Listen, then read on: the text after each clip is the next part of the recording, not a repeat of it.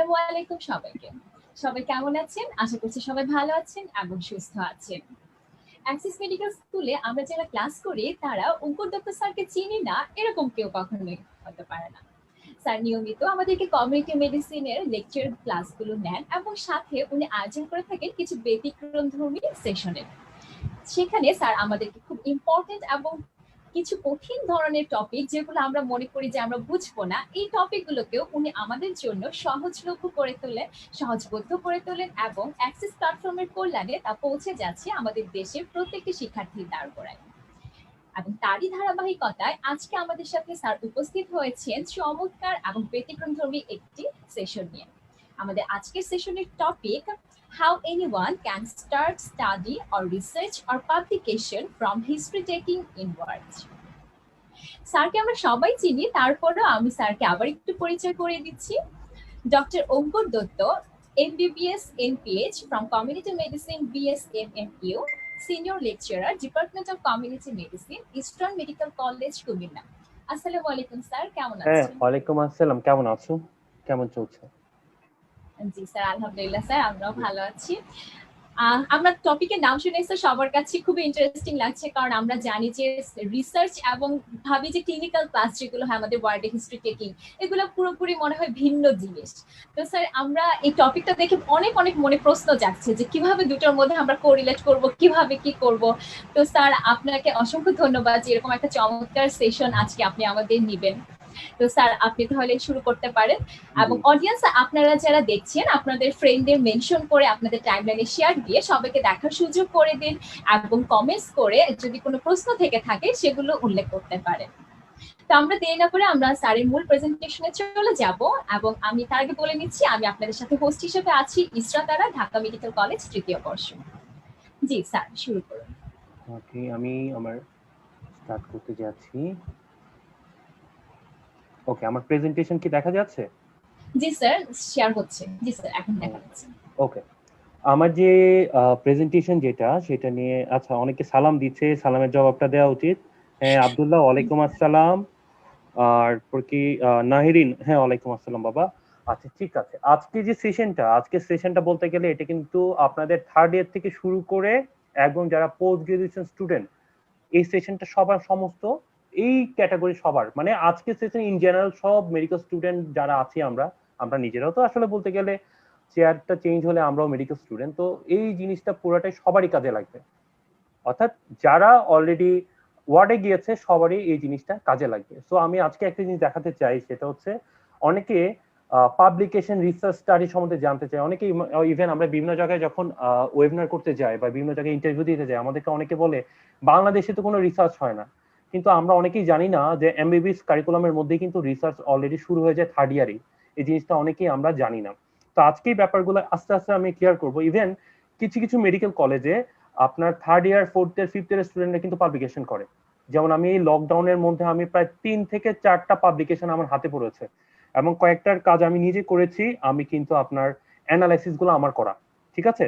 Even Chittagong medical বলেন, অনেক স্টুডেন্টের এই প্রচলন আছে, ওরা পাবলিকেশন করে। ইভেন হচ্ছে আপনার রাঙ্গামাটি মেডিকেল কলেজ, বিভিন্ন মেডিকেল কলেজে আছে, যদিও আমাদের সারা বাংলাদেশের সব মেডিকেল কলেজে এই জিনিসগুলো নাই যে আমাদের স্টুডেন্টরা পাবলিকেশন করে।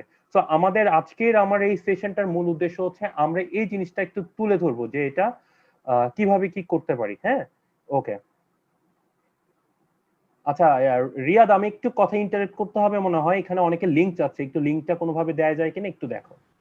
আচ্ছা, আমরা সাধারণত আসলে যেহেতু আমরা সাধারণত ওয়ার্কশপ করতে গেলে অনেক বিশাল ওয়ার্কশপ, অনেক বিশাল প্রেজেন্টেশন থাকে, তো আমার আসলে ওই ওয়ার্কশপের স্টাইলে কিন্তু আমি করে ফেলছি, যার জন্য আমি যেটা করব আমি জাস্ট বেসিকটা বলবো, আমার ইন ডিটেলস আমি কিছুই বলবো না, কারণ দিলে কিন্তু মাথার উপর দিয়ে চলে যাবে।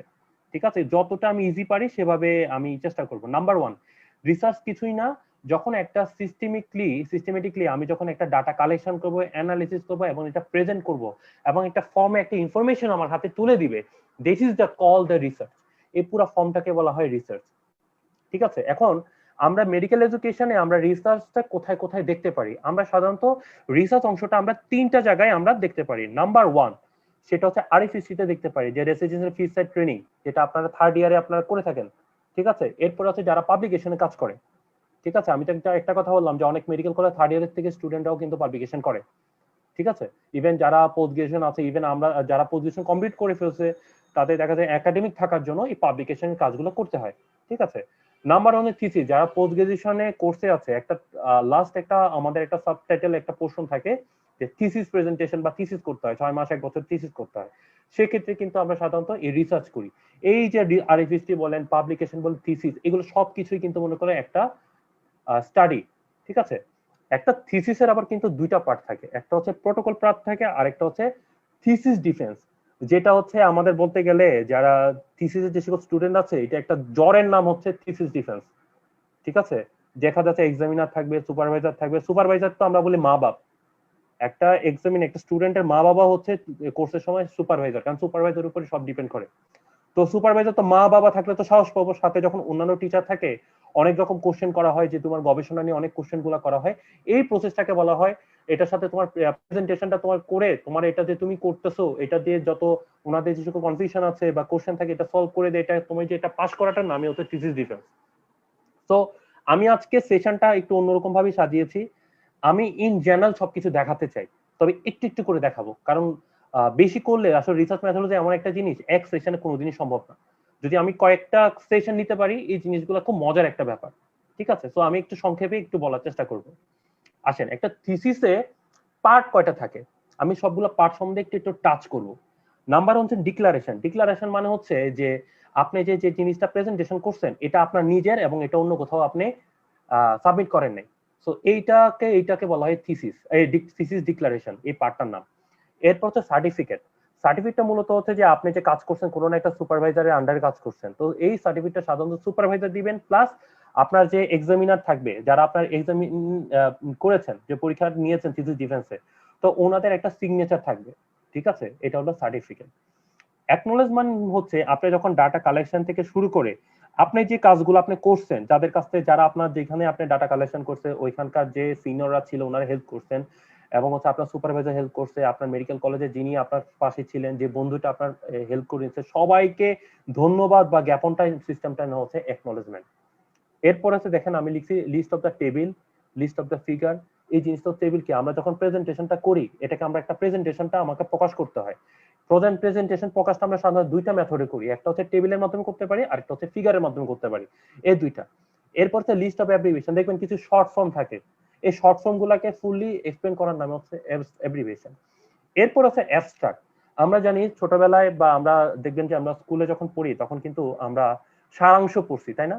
একটা বিশাল একটা লেখা থাকে, তার একটা ছোট্ট 2-3টা লাইনে কথাগুলো আসা, এই যে সারমাংশ বা সারমর্ম বা অ্যাবস্ট্রাক্ট, সেম জিনিস। আপনি যে পুরো থিসিসটার কাজ করছেন, এটাকে সংক্ষেপে অল্প কিছু লাইনে, অল্প কিছু ভাবে পুরো থিসিসটা সম্বন্ধে জানা প্রেজেন্টেশন নামই হচ্ছে অ্যাবস্ট্রাক্ট। এটাও আমি দেখাবো। এরপর আসে কতগুলো চ্যাপ্টার থাকে থিসিসে, যে চ্যাপ্টার 1 হচ্ছে ইন্ট্রোডাকশন, চ্যাপ্টার 2 হচ্ছে লিটারেচার রিভিউ, চ্যাপ্টার 3 হচ্ছে মেথোডোলজি, চ্যাপ্টার 4 হচ্ছে রেজাল্ট, চ্যাপ্টার 5 হচ্ছে ডিসকাশন, তারপর হচ্ছে চ্যাপ্টার 6 হচ্ছে কনক্লুশন এন্ড রিকমেন্ডেশন, চ্যাপ্টার 7 হচ্ছে গিয়ে আপনার রেফারেন্স, এরপর হচ্ছে এনেক্সার।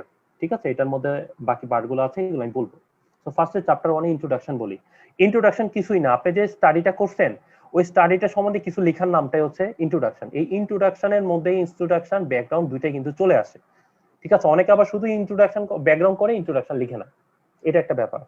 জাস্টিফিকেশন মানে হচ্ছে আপনি যে স্টাডিটা করবেন, এটার উদ্দেশ্যটা কি, এই উদ্দেশ্যে কি উদ্দেশ্য আপনি করতেছেন, কোনো না কোনো উদ্দেশ্য তো করতেছেন, তাই না? এটাকে সুন্দরভাবে পেপারের মধ্যে সাবমিট করা বা লিখে ব্যাখ্যা করাটার নামই হচ্ছে জাস্টিফিকেশন। রিসার্চ কোশ্চেন মানে হচ্ছে আপনি যে প্রবলেম নিয়ে কাজ করবেন, এই প্রবলেমটা কি প্রবলেম, এটা কেন দরকার, এই থিসিস কি জন্য দরকার, এটা যে কোশ্চেন গুলো করা হয়, সেটাই হচ্ছে রিসার্চ কোশ্চেন। যেমন সাধারণত রিসার্চ কোশ্চেনটাকে আমরা হোয়াট, হুইচ, হোয়ার, এগুলো দিয়ে সাধারণত কোশ্চেন করতে পারি। ইভেন রিসার্চ কোশ্চেন 1 বা 1-এর অধিকও হতে পারে, এটা ডিপেন্ড করে আপনি কি স্টাডি করতেছেন। ঠিক আছে? বা আপনার রিসার্চের কাজটা কি। এরপরে হচ্ছে অবজেক্টিভ অফ স্টাডি। মনে করেন আপনার যে স্টাডিটা করতেছেন, এটা তো একটা অবজেক্টিভ থাকবে। অবজেক্টিভটাকে আমরা দুইটা হেডিং এ ভাগ করতে চাই, একটা হচ্ছে জেনারেল অবজেক্টিভ, একটা হচ্ছে স্পেসিফিক অবজেক্টিভ। জেনারেল অবজেক্টিভ হচ্ছে আপনার যে টাইটেলটা থাকবে না, এই টাইটেলটাই হচ্ছে জেনারেল অবজেক্টিভ। আর স্পেসিফিক অবজেক্টিভ হচ্ছে আপনি আপনার থিসিসের মাধ্যমে আপনি কি কি দেখাবেন। আপনি কি কোরিলেশন দেখাবেন, আপনি কি অ্যাসোসিয়েশন দেখাবেন, আপনি কোনো কিছু ফ্যাক্টর ডিটারমাইন করবেন, এগুলার কুইজা নিয়ে আসা, আইডেন্টিফাই করার এই সিস্টেমটা, পুরো প্রসেসিংটার নামই হচ্ছে স্পেসিফিক অবজেক্টিভ। আমি একটা প্রোটোকল প্রেজেন্টেশন দেখাবো এবং এটার মধ্যে এই জিনিসগুলো আমি সবগুলো ব্যাখ্যা দিব। So don't worry. এরপর হচ্ছে ভ্যারিয়েবল। ঠিক আছে, ভ্যারিয়েবল এই জিনিসটা কি আপনারা খুব ভালো করে জানেন। ভ্যারিয়েবল আবার ভাই 3 প্রকার আছে। একটা হচ্ছে ডিপেন্ডেন্ট ভ্যারিয়েবল আছে, একটা হচ্ছে ইন্ডিপেন্ডেন্ট ভ্যারিয়েবল আছে, আর একটা হচ্ছে কনফাউন্ডিং ভ্যারিয়েবল আছে। ঠিক আছে, ডিপেন্ডেন্ট ভ্যারিয়েবল মানে হচ্ছে, ইন্ডিপেন্ডেন্ট ভ্যারিয়েবল কি জিনিস আমি একটা উদাহরণ দিয়ে বুঝাবো। সাপোজ স্মোকিং এর কারণে হাইপারটেনশন হচ্ছে, হাইপারটেনশনের কারণে সিকিডি হচ্ছে, কিডনি ডিজিজ হচ্ছে। তো এখানের মধ্যে কিডনি ডিজিজটা হচ্ছে লাস্টে হচ্ছে, তাই না? তো এই কিডনি ডিজিজটাকে আমরা সাধারণত বলে যে আমি যদি এখন স্টাডি করতে যাই কিডনি ডিজিজের উপরে, সেক্ষেত্রে কিডনি ডিজিজটা হবে ডিপেন্ডেন্ট ভ্যারিয়েবল। তো এটা স্মোকিং করতেছে বলছি, স্মোকিংটা কি, এখানে স্মোকিংটা হচ্ছে ইন্ডিপেন্ডেন্ট ভ্যারিয়েবল। আর মাঝখানে যে কানেকশন করছে হাইপারটেনশন, এই হাইপারটেনশন হচ্ছে কনফাউন্ডিং ভ্যারিয়েবল। যদি আমার কোনো কোশ্চনে আপনাদের একটু বুঝতে সমস্যা হয় কোশ্চেন করবেন, আমি কিন্তু অ্যান্সার দিব। ঠিক আছে, সো আমি এই জন্য একটু ইজি ভাবে বলার চেষ্টা করতেছি, জানি না কতটুকু আপনারা নিতে পারতেছেন। ঠিক আছে, সো এটাই হচ্ছে গিয়ে ডিপেন্ডেন্ট, ইন্ডিপেন্ডেন্ট আর হচ্ছে কনফার্ম ভ্যারিয়েবল। এরপর হচ্ছে যে ফ্রেমওয়ার্ক, আপনাদের যে স্যাম্পলের যে ফ্রেমওয়ার্কটা কি জিনিস সেটা আমি দেখাবো। এরপর হচ্ছে অপারেশনাল ডেফিনেশন। অপারেশন ডেফিনেশন মানে বুঝাচ্ছে আপনি যদি হাইপারটেনশন নিয়ে কাজ করেন, অবশ্যই হাইপারটেনশন আপনি কারে কতটুকু রে আপনি হাইপারটেনশন বলবেন, কতটুকু নরমোটেনসিভ বলবেন। বা যদি আপনি ডায়াবেটিস নিয়ে কাজ করেন, আপনার সুগার নরমালি কত আপনি ধরবেন। ঠিক আছে, এটার একটা যে ভ্যারিয়েবল গুলো আছে এগুলোর একটা ডেফিনেশন দিতে হয়। এই ডেফিনেশন গুলোর নাম হচ্ছে অপারেশনাল ডেফিনেশন। ঠিক আছে, এবার হচ্ছে চ্যাপ্টার 2 হচ্ছে লিটারেচার রিভিউ। লিটারেচার রিভিউ কিছুই না, আমরা যে সাধারণত আমরা যখন বইপত্র পড়ি না, বইপত্রের মধ্যে আমরা গল্প উপন্যাস পড়ি। ঠিক আছে, দেখা যায় এক গল্পের কিছু অংশ আমরা বা এক লোকের কিছু থিম আমরা আরেকটা উপন্যাস বা আরেকটা গল্প থেকে কিন্তু আমরা পেয়ে থাকি। ঠিক আছে, ওইটাও অনেকটা এই জিনিস। সেটা হচ্ছে লিটারেচার রিভিউ হচ্ছে যে আপনি যে ফিল্ডে কাজ করবেন, যেটা নিয়ে আপনি রিসার্চ করতে চাচ্ছেন, ওইটার আশেপাশে কোনো জিনিস নিয়ে যদি কাজ হয় যেটা আপনার রিসার্চে হেল্প হবে, তাহলে এটাকে বলে লিটারেচার রিভিউ। কিন্তু খবরদার একটা জিনিস, যেই জায়গায় রিসার্চ অলরেডি হয়ে গেছে, যেটার উত্তর পাওয়া গেছে, ওইটা আবার করে কিন্তু কোনো একটা লাভ পাওয়া যাবে না, কারণ এটা তো রিসার্চ তো অলরেডি হয়ে গেছে, এই টপিক তো হয়ে গেছে। যদি এরকম হয় যে না আমি এটা করবই, তো এরকম হইতে পারে যে আমাদের দেশে হয় না, অন্য কোনো দেশে হয়েছে, তাহলে আপনি করতে পারবেন। কিন্তু আপনি যদি মনে করেন আপনি ঢাকাতে রিসার্চ করছেন, ওই রিসার্চটা যেটা অলরেডি প্রুভড হয়ে গেছে, সবকিছু অলরেডি পাবলিশ হয়ে গেছে, ওইটাই আবার নিয়ে আপনি করতে চান, ওইটা কিন্তু করতে পারবেন না। কারণ কি, এটা হচ্ছে সাধারণত যখন একটা রিসার্চ হয় বা থিসিস যখন এটা এটা কিন্তু আপনার রেজিস্ট্রেশন করতে হয়, তখন কিন্তু ওইটা যদি আপনি করেন এটা কিন্তু আনইথিক্যাল হয়ে যাবে। ঠিক আছে, এটাকে বলা হয় লিটারেচার রিভিউ। এবার আসেন মেথোডোলজি। মেথোডোলজিটা কি, আপনার স্টাডি ডিজাইন কি হবে, স্টাডিটা কতদিন পর্যন্ত করবেন, এটা কোথায় করবেন, এটা কারা আপনার পপুলেশন, কাকে আপনি কোন ক্রাইটেরিয়ার মধ্যে রাখবেন, এবং যে ডাটা যে আপনি কালেকশন করবে এই ডাটাটা কতটা ডাটা হবে, তারপরে আপনি কিভাবে স্যাম্পলিং টেকনিক হবে, আপনি যে ডাটা কালেকশন করবেন কিসের মাধ্যমে করবেন, এইটার টেকনিকটা কি, তারপর এই টেকনিক গুলো নেওয়ার পরে এটা কিভাবে কিসের মাধ্যমে অ্যানালাইসিস করবেন, এগুলো কিন্তু পুরো প্রসেসিংটার নামই হচ্ছে মেথোডোলজি। এটা হচ্ছে একটা থিসিসের বলতে গেলে হার্ট। ঠিক আছে, মেথোডোলজি হচ্ছে মেইন। এরপর হচ্ছে দেখেন ইথিক্যাল ইমপ্লিকেশন, মানে হচ্ছে ইথিক্যাল, প্রত্যেকটা মেডিকেল কলেজে একটা ইথিক্যাল কমিটি, রিভিউ কমিটি আছে, যাদের কাছে আপনি যদি যেখানে ডাটা কালেকশন করবেন ওইখান থেকে এটা এই রিভিউ কমিটি থেকে কিন্তু পাস করতে হবে। মনে করেন আপনি Dhaka medical student, Dhaka medical একটা থিসিস করছেন, বা এটা তখন ওদের যে ইথিক্যাল রিভিউ বোর্ড আছে ওইখান থেকে কিন্তু এটা ইমপ্লিমেন্ট করতে হবে। ঠিক আছে, তো এই জিনিসটাই এটা মাথায় রাখতে হবে। তো এটা হচ্ছে ইথিক্যাল কমিটি ইমপ্লিকেশনের কাজ। এরপর হচ্ছে লিমিটেশন, আপনি যে থিসিসটা করবেন একটা নির্দিষ্ট সময় পর্যন্ত আসবে, আপনার কিন্তু সবকিছু আপনি করতে পারবেন না, আপনার কিছু লিমিটেশন থাকবে। ঠিক আছে, এই লিমিটেশনটা না, এই লিমিটেশন থাকাটাকে বলা হচ্ছে লিমিটেশন অফ দ্য স্টাডি। আমি সব ব্যাখ্যা করব, তো ঘাবড়ানোর কিছু নাই। ঠিক আছে, এরপরে হচ্ছে যে স্টাডি অ্যানালাইসিস, ডাটা কালেকশন করলাম, করার পরে এন্ট্রি করলাম, এরপরে আমরা অ্যানালাইসিস করলাম। ঠিক আছে, অ্যানালাইসিস করে একটা রেজাল্ট আসবে, তো এই এই এই পোর্শনটাই হচ্ছে চ্যাপ্টার 4 হচ্ছে এই রেজাল্টটা। এরপর হচ্ছে ডিসকাশন। ওই যে একটা কথা বললাম লিটারেচার রিভিউ, তো কাছাকাছি কিছু ইনফরমেশন তো আসছে। মনে করেন আপনি হাইপারটেনশন নিয়ে কাজ করতেছেন, বা ডায়াবেটিস নিয়ে কাজ করতেছেন, বা কিডনি ডিজিজ নিয়ে কাজ করতেছেন, তো এরকম সমসাময়িক কেউ না কেউ তো এটার কাছাকাছি কোনো, মনে করেন কিডনির অন্য একটা টপিকস নিয়ে কাজ করছে, কিন্তু যে তথ্যটা আপনার দরকার ছিল এই তথ্যটা আছে। এখন আপনার রেজাল্ট ওর রেজাল্টের মধ্যে কোনো ধরনের ভেরিয়েশন আছে কিনা সেটা আমরা ডিসকাশনের মধ্যে আমরা কিন্তু শো করি। ঠিক আছে, এরপর হচ্ছে কনক্লুশন এন্ড রিকমেন্ডেশন। কনক্লুশন মানে কি, আপনি যে জিনিসটা আপনি করছেন, করার পরে এটা যে একটা রেজাল্ট আসবে এটা নিয়ে আপনাকে কিছু বলতে হবে, সেটা হচ্ছে কনক্লুশন। এরপর রিকমেন্ডেশন হচ্ছে যদি আপনার রিসার্চে এমন কিছু ইনফরমেশন আসে, ঠিক আছে, যেটা আমাদের দেশ ও জাতির জন্য কাজে লাগবে, তো সেই ক্ষেত্রে এসে কিন্তু রিকমেন্ড করতে হয় যে আমি এটা যদি এভাবে, বাংলাদেশের সিস্টেমটা এমন আছে, যদি আমার থিসিসে এটা বেরোছে, আমি যদি এভাবে করতে পারি আমার বাংলাদেশে কিন্তু আমাদের মানুষের, সাধারণ মানুষের উপকার হবে, সেটা হচ্ছে রিকমেন্ডেশন। এরপর হচ্ছে চ্যাপ্টার 7 হচ্ছে রেফারেন্স। সাধারণত আপনি যে কথাবার্তাগুলো লিখবেন সব তার আপনার নিচের কথা হবে না, আপনি না কোনো যে লিটারেচার রিভিউ থেকে আপনি কালেক্ট করে করে আপনি দিচ্ছেন, তাই না?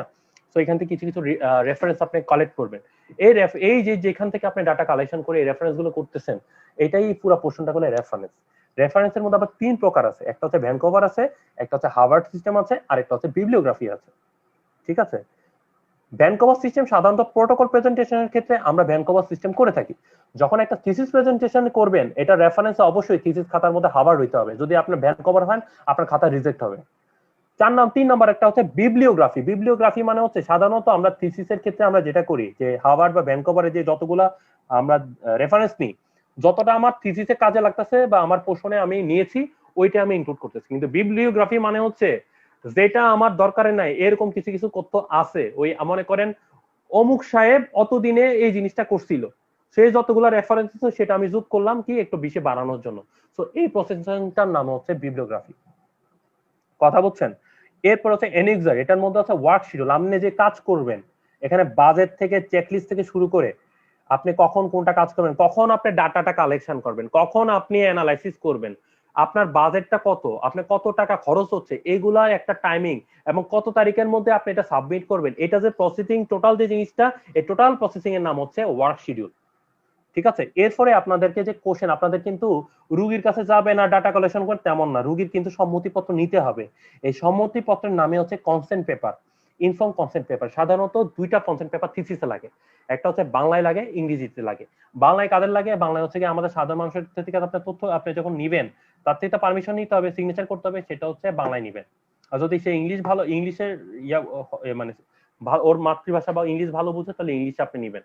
এরপরে হচ্ছে যে কোশ্চেন যে ইন্টারভিউটা নিবেন, এটা হচ্ছে কি এই ইন্টারভিউর যে যে কাগজের মাধ্যমে করবেন সেটাকে বলে কোশ্চেনিয়ার। এটাও বাংলা থাকে, ইংলিশ থাকে। ঠিক আছে? সাধারণত আমরা যখন আমরা ডাটা কালেকশন করে ফিল্ড লেভেলে যাই, আমরা কিন্তু বাংলায় করতে চাই। ঠিক আছে? যদি ওরা যদি মনে করেন আজকে যদি আমেরিকাতে আমি ডাটা কালেকশন করতে, তাহলে ওদের মাতৃভাষা ইংরেজি, আমি অবশ্যই ইংলিশে নিব। কথা কি বাবা বুঝতে পারছেন? This is the all of the part of the thesis. ঠিক আছে? পাবলিকেশন পার্টের মধ্যে বেশি থাকে না। এখানে আমরা থিসিসে যেমন অনেকগুলো চ্যাপ্টার বললাম, অত কিছু বললাম, এত কিছু কিন্তু পাবলিকেশন জিন্দেগিতেও থাকবে না। পাবলিকেশন হচ্ছে আরো সংকীর্ণ, মানে আরো ছোট আকারে থাকে। এখানে থাকে 1 নাম্বার হচ্ছে অ্যাবস্ট্রাক্ট থাকে, 2 নাম্বার হচ্ছে ইন্ট্রোডাকশন, মানে কি আপনি যে ফিল্ড নিয়ে কাজ করতেছেন ওই ফিল্ডে যে টপিকস নিয়ে কাজ করতেছেন ওই টপিকস নিয়ে কিছু বলাটা নামই হচ্ছে ইন্ট্রোডাকশন। এরপর হচ্ছে ম্যাটেরিয়াল মেথড, একটু আগে মেথোডোলজি দেখেছি, ওইটা হচ্ছে ম্যাটেরিয়াল মেথড। এরপর রেজাল্টটা কি, এটা কি আপনি টেবুলেশনে করবেন, টেবিলে করবেন না চার্টে করবেন, এটা হচ্ছে রেজাল্টটাকে প্রকাশ করার নিয়ম। এরপরে যে ডিসকাশন কি জিনিস আপনাদের আমি বুঝাইছি, অ্যাকনলেজমেন্টও বুঝাইছি, ডিসক্লোজার বুঝাইছি, লিমিটেশন অফ দ্য স্টাডি বুঝাইছি, কনক্লুশন বুঝাইছি, রেফারেন্স বুঝাইছি। সো সাধারণত একটা পাবলিকেশনের ক্ষেত্রে এই 10টা উপাদান লাগে। ঠিক আছে? কিন্তু থিসিসে দেখেন বহুত কিছু লাগে, পুরা বলতে গেলে নাক চুল থেকে পা পর্যন্ত সব লাগে, কিন্তু পাবলিকেশনে এত কিছু লাগে না। এতটুকু কি আপনারা বুঝতে পেরেছেন? যদি বুঝে থাকেন আপনারা মেসেজ পাঠান, কমেন্ট করেন যে এতটুকু ক্লিয়ার, দেন নেক্সট পার্টে যাব। ঠিক আছে? এতটুকু ক্লিয়ার কিনা আপনারা জাস্ট চেক করেন যে আপনাদের কোনো এইগুলো নিয়ে কোনো কনফিউশন আছে কিনা। জি স্যার, আমার মনে হয় সবাই স্যার বুঝতে পেরেছে স্যার, অনেক সুন্দর করে স্যার সহজ করে স্যার বুঝিয়ে দিয়েছেন। ওকে, ঠিক আছে, তাহলে আমরা নেক্সট পোর্শনে যাই। জি একটা স্যার। সায়েন্টিফিক রিসার্চের কিছু স্টেপস থাকে। ঠিক আছে? সো এই স্টেপস গুলা আমাদের দেখতে হবে। 1 নাম্বার হচ্ছে একটা ফার্স্টে আমি যেই জায়গায় ডাটাটা কালেকশন করব, ফার্স্টে ওই ডাটা কালেকশনের এরিয়াটা করব। মনে করেন আমি ডাটা কালেকশনটা করব আপনার মেডিকেল কলেজ, মনে করেন আপনি ডাটা কালেকশন করবেন আপনার মেডিকেল কলেজে, তো এখানে ডাটা কালেকশনটা কোথায় হবে? আপনার মেডিকেল কলেজ হবে। তারপর হচ্ছে আপনি একটা টপিক ঠিক করবেন, আপনি কোন টপিকসের উপর কাজ করবেন, এটা হচ্ছে মূল জিনিস। নাম্বার 3 হচ্ছে এই যে একটা রিসার্চ কোশ্চেন, আমি একটা কথাই বললাম যে আপনি কি দেখতে চান, আপনার যে কথার মধ্যে তো উঠতে হবে কি দেখতে চান। এই কোশ্চেনটা করার নামই হচ্ছে রিসার্চ কোশ্চেন। যদি এই রিসার্চ কোশ্চেনটা আপনার লিটারেচার, মানে আগে যে এখানে লিটারেচার রিভিউ মানে অন্যের একটা কাজ করা, ওটার মধ্যে যদি আপনি যেটা নিয়ে কাজ করতেছেন এটা যদি তথ্য থাকে তাহলে এটা করার কোনো দরকার নেই। সেটাই বলছি, যদি লিটারেচার রিভিউতে উত্তর পাওয়া যায় যেটা আপনি দেখতে চাচ্ছেন সেটার উত্তর যদি পাওয়া যায়, কোনো দরকার নাই স্টাডি করা। কেন করবেন? স্টাডি করা বহুত কষ্টের কাজ রে ভাই, টাকা পয়সা শ্রম অনেক কিছু যাবে, মেধা অনেক কিছু যাবে। আমরা তো দিনকে দিন রাতকে রাত আমাদের ঘুম চলে যেত। ঠিক আছে? ইভেন যতক্ষণ কাজ না করতাম ততক্ষণ ঘুম আসতো না, এরকম অবস্থা হইতো। আচ্ছা, সো লিটারেচার রিভিউ থেকে যদি উত্তর না পাওয়া যায়, আপনি যে প্রশ্নটা করতেছেন, যে প্রশ্নটা নিয়ে আপনি কাজ করতেছেন, এটার উত্তর যদি না পাওয়া যায় তাহলে কি আপনি স্টাডিটা চালিয়ে যাবেন। ঠিক আছে? তখন কি আবার নতুন করে এই রিসার্চ কোশ্চেনটা আপনি করলেন, ডিফাইন করলেন, এরপরে আপনি ইথিক্যাল কমিটির কাছ থেকে এটা পারমিশন নেবেন, ঠিক আছে? ইথিক্যাল কমিটি থেকে একটা আপনি ইনফরমেশন গুলো নিবেন, এরপর একটা হাইপোথিসিস করবেন। হাইপোথিসিস মানে হচ্ছে, হাইপোথিসিস মানে আপনার তথ্যটা এরকম, এটা হইতে পারে হাইপোথিসিস দুই রকম হইতে পারে, একটা হচ্ছে নাল হাইপোথিসিস হইতে পারে, একটা হচ্ছে অল্টারনেটিভ হাইপোথিসিস হবে, ঠিক আছে? যে আপনার যে রিসার্চ আপনি যেটা বের করবেন এটা কি অ্যাকসেপ্টেড করতেছে, এটা কি ইনফরমেটিভ নাকি এটা ইনফরমেটিভ না, এটা কি সমর্থন করতেছে আমার নাল হাইপোথিসিসকে নাকি আমি অল্টারনেটিভ হাইপোথিসিসকে সাপোর্ট করতেছে, এটা আমার প্রুভ করতে হবে। এটাই হচ্ছে কি, এটা আমার গোল। মনে করেন আমার গোল হচ্ছে এই রিসার্চের এটা, ঠিক আছে? এটা হচ্ছে হাইপোথিসিস, এটাকে বলা হয়। আমি হাইপোথিসিস নিয়ে এখন আমি এত ডিটেইলস বলবো না, হাইপোথিসিস বায়াস এগুলো নিয়ে অনেক অনেক কিছু বলার আছে। তারপরে সিগনিফিকেন্স নিয়ে, কারণ এক সেশনে আসলে বোঝানোটা খুব টাফ হয়ে যাবে, ঠিক আছে? যেহেতু আমার আজকের সেশনে থার্ড ইয়ার থেকে শুরু করে পোস্ট গ্রাজুয়েশন স্টুডেন্ট পর্যন্ত আছে, সেক্ষেত্রে পোস্ট গ্রাজুয়েশন স্টুডেন্টরা এগুলো ইজিলি বুঝতে পারবে, বা যারা ডাক্তার হয়ে গেছে তারা বুঝতে পারবে, কিন্তু আমার থার্ড ইয়ারের বাচ্চারা কিন্তু এই জিনিসগুলো বুঝতে পারবে না। তো আমি এই জন্য ওরা যেটা সহজে বুঝতে পারবে, এক নাগারে একই ব্যালেন্সে সবাই বুঝতে পারবে, ওইগুলো শুধু উচ্চারণ করবো, বাকিগুলো হয়তো অন্য কোনো দিন অন্য কোনো সেশন আমি আলোচনা করব। আচ্ছা, এরপরে যেটা বললাম স্টাডি ডিজাইন মানে কি, মেথোডোলজিতে যাইলাম। স্টাডি ডিজাইন কি, স্টাডি ডিজাইন করব, ঠিক আছে? ইথিক্যাল কমিটি কি, আমি তো বললাম যখন আপনি একটা পেপারস করবেন, ওই যে জায়গায় করবেন ওইখানকার ইথিক্যাল কমিটি দিয়ে এটা, মানে ইথিক্যাল যে বোর্ড আছে ওইখান থেকে এটাকে অ্যাপ্রুভার করতে হবে, ঠিক আছে? আপনি কোন পপুলেশনে করবেন, আপনার স্যাম্পলিং টেকনিক গুলো কি হবে, আপনার ভ্যারিয়েবলটা কি জিনিস, কনফাউন্ডিং বায়াস এগুলো কি জিনিস। আমি বায়াস নিয়ে তো কথা বলতে এই মুহূর্তে বলবো না আজকে, কারণ এটা নিয়ে অনেক কিছু বুঝাইতে হবে। সিলেক্টিং বায়াস এগুলো কি জিনিস না বুঝলে আপনারা বুঝবেন না, তো বলবেন যে এক ধরনের ইরর হইতে পারে, হ্যাঁ? এটা শুধু মাথায় রাখেন, বাকিটা অন্য কোনো সেশনে বুঝাবো। এরপর আমার রিসার্চ টুলটা কি হবে, রিসার্চ টুলটা সাধারণত আমাদের স্ট্রাকচারড কোশ্চেন যেটা থাকে এটাই রিসার্চ টুল হয়, ঠিক আছে? এটা কি পাইলট স্টাডি, আমি কি এভাবে করব, এরপর আমার কি ওয়ার্ক থাকবে, আমি কবে ডাটা কালেকশন করব, কতদিন পর্যন্ত করব, কারা আমার ডাটা কালেকশনের সঙ্গী হবে, তারপরে আমি কিভাবে আমি এন্ট্রি করব, আমি কোন সফটওয়্যার ইউজ করব, কিভাবে আমি অ্যানালাইসিস করব, কেমনে আমি রেজাল্ট পাবলিশ করব, আমি কবে এই পেপারটা পাবলিকেশন করব বা থিসিসে জমা দিব আমার সুপারভাইজারের কাছে, এটা টোটাল বা আমার কত খরচ হবে, এগুলো সবকিছু নিয়ে যখন একটা শিডিউল করা হয় এটার নামই হচ্ছে ওয়ার্ক প্ল্যান, ঠিক আছে? এই যে দেখেন, collection of data, data management, interpretation, reporting, ঠিক আছে? এটা কবে কোন দিন করব সেটাই হচ্ছে এগুলা। প্রবলেম কিছুই না, আপনি যে এটা এত কিছু দেখা লাগবে না, জাস্ট আমার মুখের কথা শুনেন, যেটা আপনি দেখতে চাচ্ছেন আপনার থিসিসের মাধ্যমে, আপনার রিসার্চের মাধ্যমে যে কোশ্চেনটা খুঁজে বের হচ্ছেন, ঠিক আছে? সেটাই হচ্ছে আপনার প্রবলেম। লিটারেচার রিভিউ বলছি যে কাছাকাছি স্টাডি যদি থাকে, যেমন আপনি যে স্টাডিটা করবেন তার কাছাকাছি কোনো স্টাডি যদি থাকে সেটাকে বলা হয় লিটারেচার রিভিউ, মানে অলরেডি পাবলিশ হয়ে গেছে থিসিস বা পাবলিকেশন বের হয়েছে, ওইটা আপনার কাজে লাগবে, ওইটা হচ্ছে লিটারেচার রিভিউ। আসেন এবার হচ্ছে স্টাডি ডিজাইন। আমাদের থার্ড ইয়ার স্টুডেন্ট থেকে ইভেন হচ্ছে আমাদের পোস্ট গ্রাজুয়েশন স্টুডেন্ট যারা আছে, স্টাডি ডিজাইন নিয়ে অনেকের কনফিউশন থাকে। আমি আজকে চেষ্টা করবো একটু একটু যেগুলো আমরা মানে বেশি ইউজ করি এগুলো একটু ক্লিয়ার করে দেওয়ার জন্য। এতটুকু কি আপনাদের একটু ক্লিয়ার হয়েছে? আপনারা কাইন্ডলি আমাকে যদি কনফিউশন থাকে আপনারা জিজ্ঞেস করতে পারেন, হ্যাঁ? আমি একটু পানি খাচ্ছি, এতটুকু যদি কনফিউশন থাকে একটু বলতে পারেন।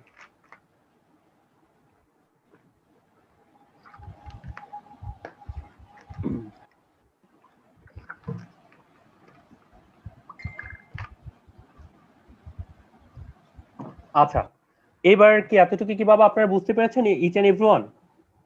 জি স্যার, সবাই মনে হয় বুঝতে পেরেছে স্যার। কমেন্টে স্যার হচ্ছে কারো কেউ কোনো সমস্যার কথা বলছে না, আচ্ছা, যেহেতু ঠিক আছে, আপনি কন্টিনিউ করুন। ওকে। আমাদের স্টাডি ডিজাইন সাধারণত দুই ধরনের হয়, একটা হচ্ছে ডেসক্রিপটিভ স্টাডি হয়, আর একটা হচ্ছে অ্যানালিটিক্যাল স্টাডি হয়। ডেসক্রিপটিভ মানে কি, ডেসক্রিপশন মানে কি, ডেসক্রিপশন মানে বর্ণনা, আর অ্যানালিটিক্যাল মানে কি আমি অ্যানালাইসিস করব, ঠিক আছে? এটা হচ্ছে অ্যানালিটিক্যাল স্টাডি।